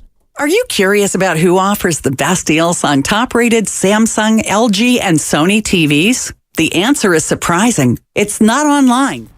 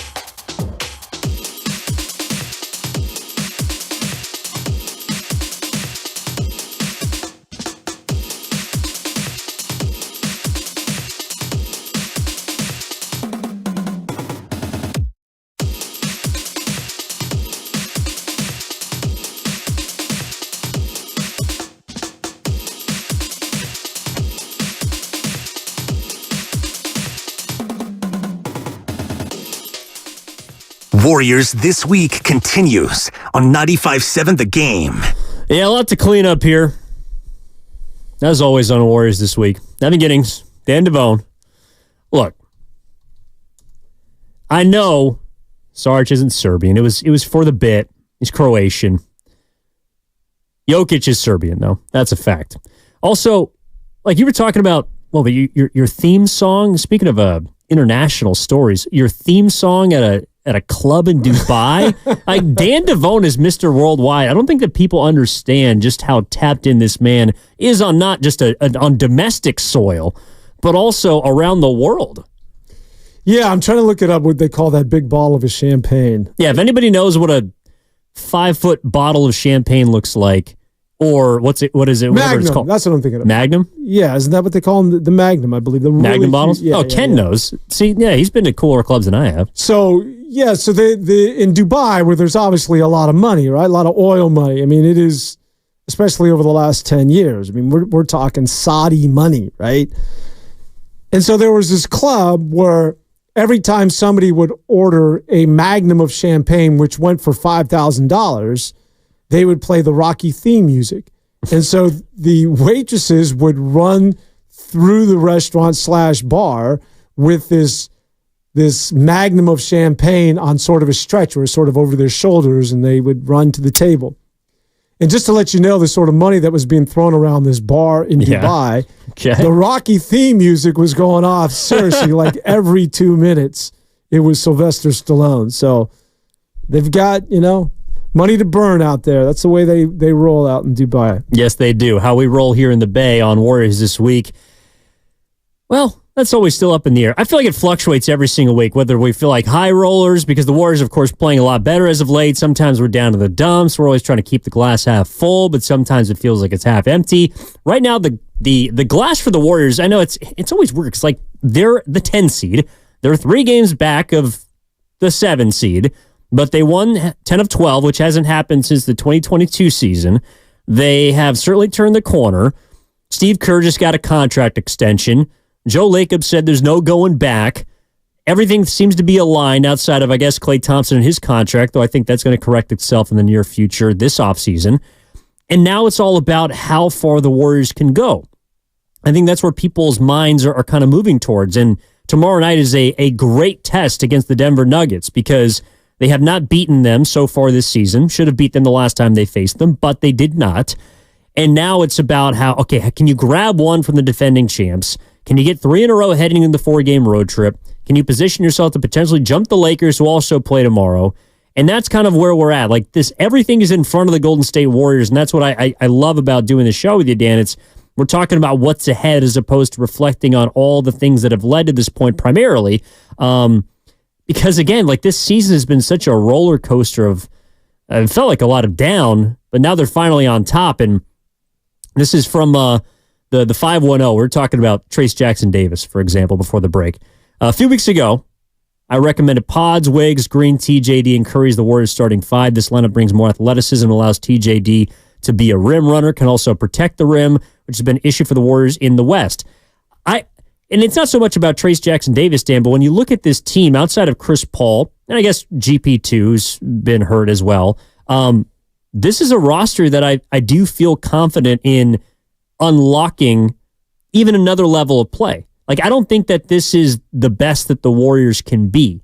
And that, to me, also, I think is something to feel a glass half full about. Yeah, we've talked about that the Golden State Warriors, this is the position you want to be in. This is where, well, ideally you'd want to be one of the top 3 or 4 seeds in the Western Conference. But typically for any basketball team, for those of you that go to the Bay Meadows or bet on the Ponies or bet on the Dogs, you want to be, as you hit the stretch run, that danger on the outside. Like, you want to be perfectly positioned when it gets to January in the NFL, and when it comes to the NBA right about now, you want to be coming together because it does not matter what it is that you've done up to this point. Sacramento and some of these other teams are perfect case in point that are falling back to the Golden State Warriors, although the Kings have won a couple of games of late. Not to pick on sack of tomatoes, but there's in the East you see this from some of these other teams. It's about, forget about all the headlines and all that we've talked about up to this point. Now as we near the stretch, who's coming? Yeah. Who's kicking? Who's this year's Miami Heat? Who's the Los Angeles Lakers coming out of the West this year? That's where the focus needs to be, and I think that the Golden State Warriors are perfectly primed. 888-957-9570 is the number from the 267 of the Comcast Business text line. Draymond's going to stifle Jokic, and the Dubs will blow the Nuggets off the Chase Center court. I certainly hope it happens. I'm a little bit wait and see, though. I think they're kind of lying in the weeds right now. I think the Warriors can and should, well, not should, but I think they definitely can win tomorrow. I do want to dig into that in just a moment. Let's clean up the calls again at 888-957-9570. Telmo's been hanging on patiently, is out in San Francisco. Telmo, what's going on? You're on Warriors This Week. How are you? I'm doing well. How are you guys doing? Awesome, man. What do you got? So a couple real quick things in terms of the champagne bottle.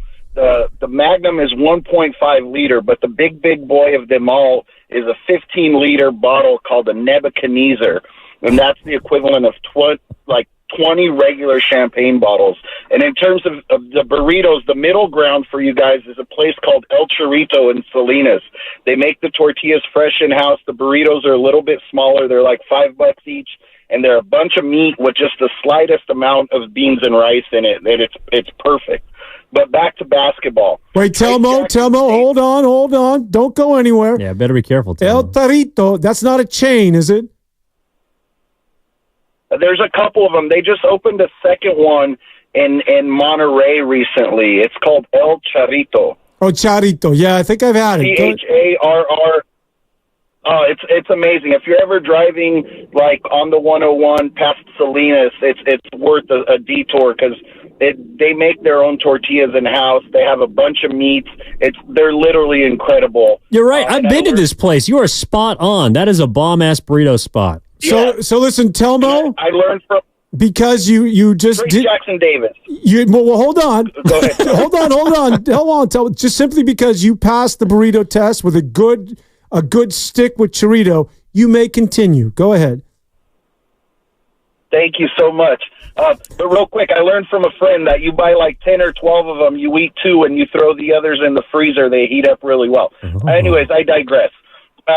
Trace Jackson Davis, what I really like about his game and what he brings to the Warriors is we always talk about the Warriors lacking size, and it's not necessarily size because they're a great rebounding team. They get rebounds. It's how do they play in the interior and how do they force defenses to not just play the perimeter or crowd Stephen Curry or double team him. And what we saw the other day against the Lakers was that when they were even against Charlotte with Clay figured it out a little bit, is when they're coming out to the perimeter, or when Steph or Clay have the ball and they're coming to them with 2 players or double teaming, is that Trace Jackson Davis, unlike Looney and Sarge, if he has the instinct to go to the basket and he's aggressive going to the basket and he can get in there and get you points, to where Looney is going to get the ball. He's a little tentative because he's not as athletic. He has heavy feet. He's more likely to kick the ball back out,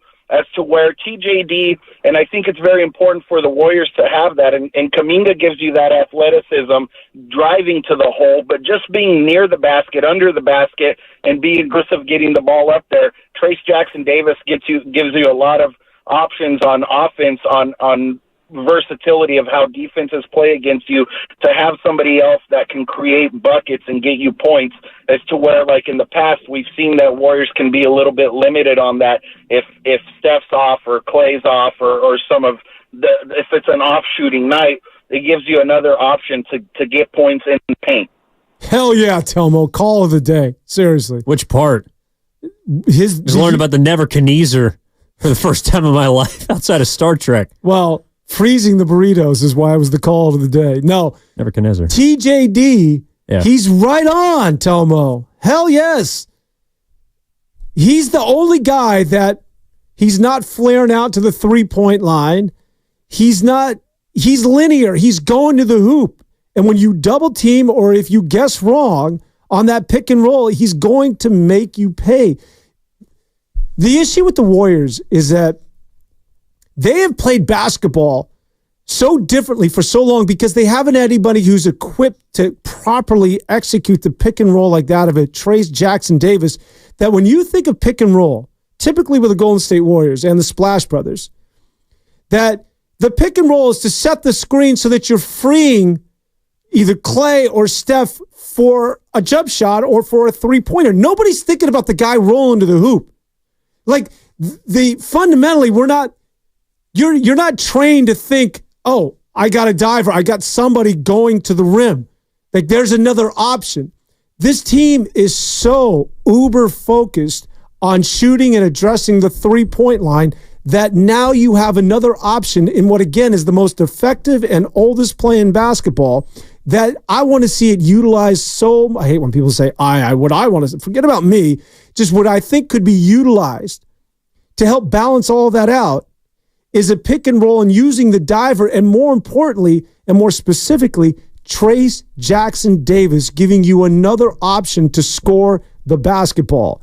And he's presenting himself when he gets those limited opportunities. And I think he and Chris Paul working at, although Chris Paul isn't as much of a threat to shoot it, but like that is something that the Golden State Warriors don't use to their advantage because they're so accustomed to scoring the basketball one way, and that is they are perimeter-centric, and they're so, almost to a fault, reliant on shooting it from three-point territory. Well, I think they've been the last year and plus. I don't think they always were that way. Like, one of the staples of the Warriors during their heyday, and they're not as good as they used to be, obviously, was the fact that they got points in the paint. They got easy baskets. Now, all of that was created by the perimeter-centric focus that you're talking about, but they used to have rollers, like Bogut, JaVale McGee, guys that were lob threats. That's an added dynamic to this offense that I think Trace Jackson Davis brings.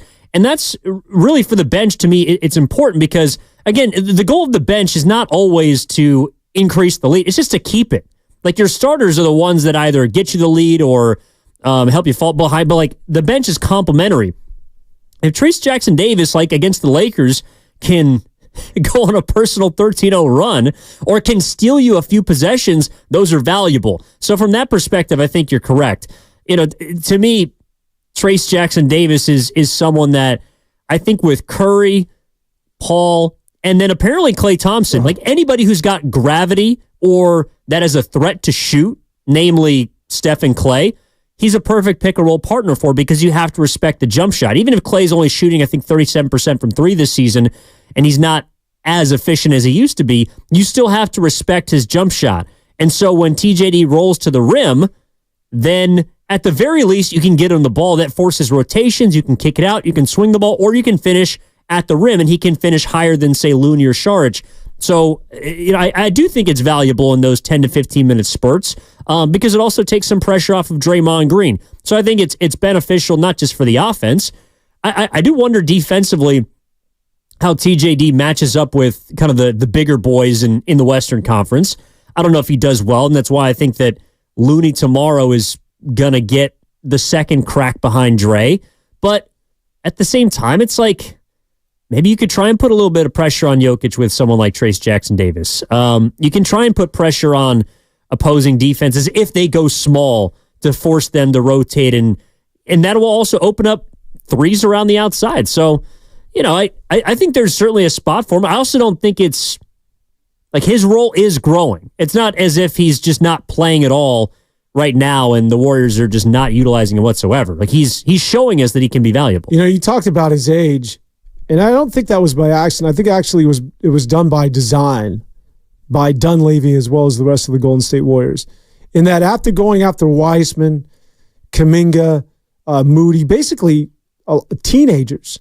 Now, Podziemski's young, but Podziemski, one could argue, is an old soul. Like, the guy looks, in just his basketball IQ, he's young in number only. That guy, as far as being a smart head, he leads. He's a rookie, and he leads the NBA in charges. He drew like 3 charges last night, didn't he? He's a smart basketball player. And so where I'm going with that is I think that after drafting teenagers the last couple of years, where you're having to wait for them to mature, not only as basketball players, but as human beings, right? Like, and we talk about the matching timelines, that I think it was done by purpose, that the Warriors got somebody like that at Podziemski and purposely went after a 4-year basketball player like that of Trace Jackson Davis. That was more plug and play. And not only that, but played at Indiana under a guy in Mike Woodson, who also not only played in the NBA, but coached in the NBA and was the perfect tutor to bring along somebody like that at TJD. Well, and I think that all falls into what we saw last night or heard about before the game last night, which was Kerr's extension. To me, the drafting of players like Podziemski and TJD, players that know how to play and that you can plug in immediately, as opposed to projects like Kuminga and Moody, along with Wiseman, that all factors into what has shifted in the front office in my mind in the last, I would say, year, which is we got to maximize now. We have to win now, or do everything we can to win now. Before the championship, that wasn't the case. In 2020 and 2021, those were players that were projected to help the Warriors in 4 or 5 years or in 3 years, not immediately. Podziemski and TJD can help you now because Steph Curry is still playing at a high level. Draymond Green is still playing at a high level. Everything that is geared for Golden State is towards, again, these next 3 seasons, or this season and the next 2. It's what it's all about. And quite frankly, it's what it should have always been about, as long as you have Steph on your roster and he's still performing at a Hall of Fame level.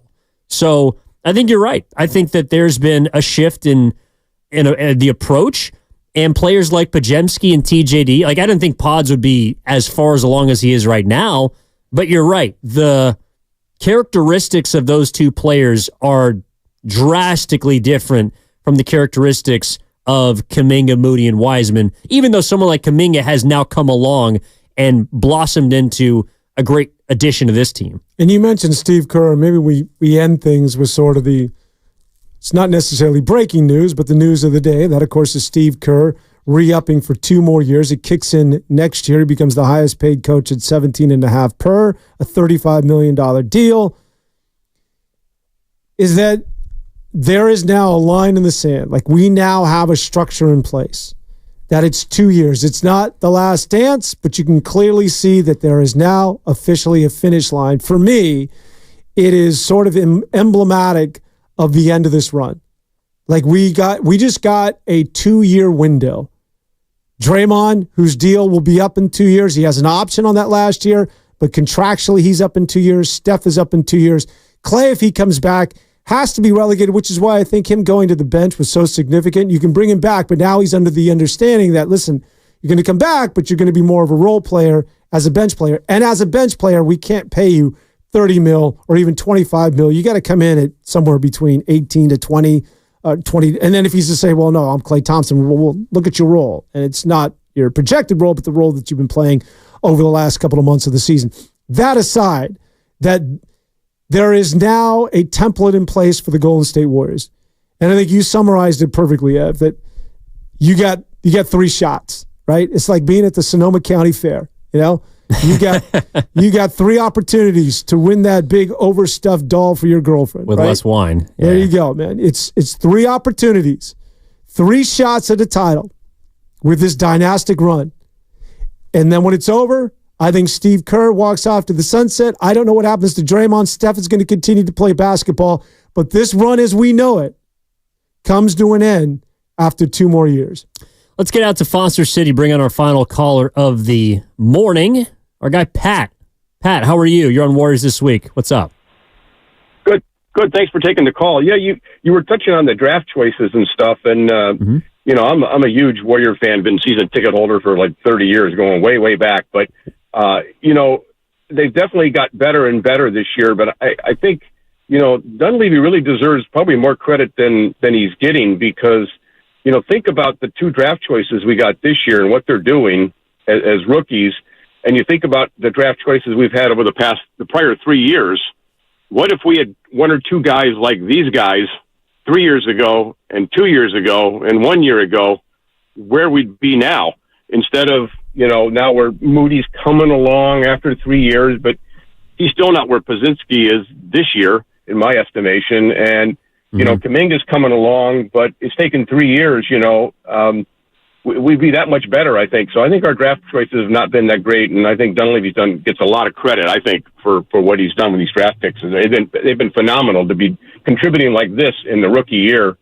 I think it's just great. So, but I'm high in the Warriors. I think they're going to finish strong, and I didn't feel that way 6 weeks ago. I really was kind of it's just not going to work out. But I think Wiggins is playing better. Looney's playing a little bit better, and everyone else has picked it up. Clay is kind of where he was before, up and down or whatever. But I think overall the team is in really good shape. So, thanks, Pat. Appreciate the call. Yeah, I don't think any of us were here 6 weeks ago. I mean, we were talking about who you move off of, how you try and pivot, and now the head coach has got a new deal. I do think Klay Thompson's deal is coming soon. Or I should say, Steve Kerr's 2-year extension is an indication that Klay Thompson will be a Golden State Warrior beyond this season. I think so. I'm not so sure about that. Okay. Like, I can see Steph, Draymond, and Steve Kerr going forward. If Klay becomes difficult, because he has to realize that, we have to be cost effective here. And it's not, he doesn't need the money, but it just becomes a sense of pride. And it just becomes, this is all on Klay's table. How much pride can he swallow? He's already swallowed some and sitting down on the bench and not being in the starting rotation. Now it's a matter of taking that haircut, as they like to say. Like, how much can you reduce that salary, which currently sits at $43 million, becomes the big question for him, I think. It is a big question. I just feel like they'll be able to come to terms on something that's probably along the lines of what Kerr got. Now, not the total, but the fact that it would be 2 years. So you align yourself with the other parts of the core, and then you're compensated for probably your past more than your future, and it might be a little inflated. But another thing that's flown under the radar too, Dan, is they've gone 11-4 or 10-2 without Chris Paul. I don't think Chris Paul is going to be on the team next year. No. So if you're looking for a reason to feel like you could bring Klay back, you could have this team moving forward, maybe you make an addition here, you add a piece there, that this team has staying power without Chris Paul on it, I do think that allows Klay Thompson to take a step back financially, but 2 years and $50 million, that's roughly what he was offered this offseason, I think that offer is still going to be on the table, and I think he'd be inclined to take it. We were talking about, the caller was talking about the NBA draft. Have I given you my G League rant? Like, if I'm a GM, don't go in the G League. First of all, it's unproven. Jonathan Kuminga might be the exception, but he's been a work in progress. Jordan Poole? Was G League? At some point, yeah. Yeah, he went down to the G League. No, I'm talking. I'm sorry. Oh, like starting? No, I'm talking not the G League. Forget about the G League. I'm talking about. Oh, I see. Yeah. Coming out of the draft. Yeah, like go to college. Yeah, like Jalen Green. Like, who's come out where you could say, oh, yeah, that's a great idea, where guys are exclusively getting ready for the NBA draft. The problem is, Ev, is that they're playing in front of like 300 people on a Tuesday night. I want the kid like Trace Jackson Davis shooting free throws in the NCAA tournament in front of 15,000 hostile fans.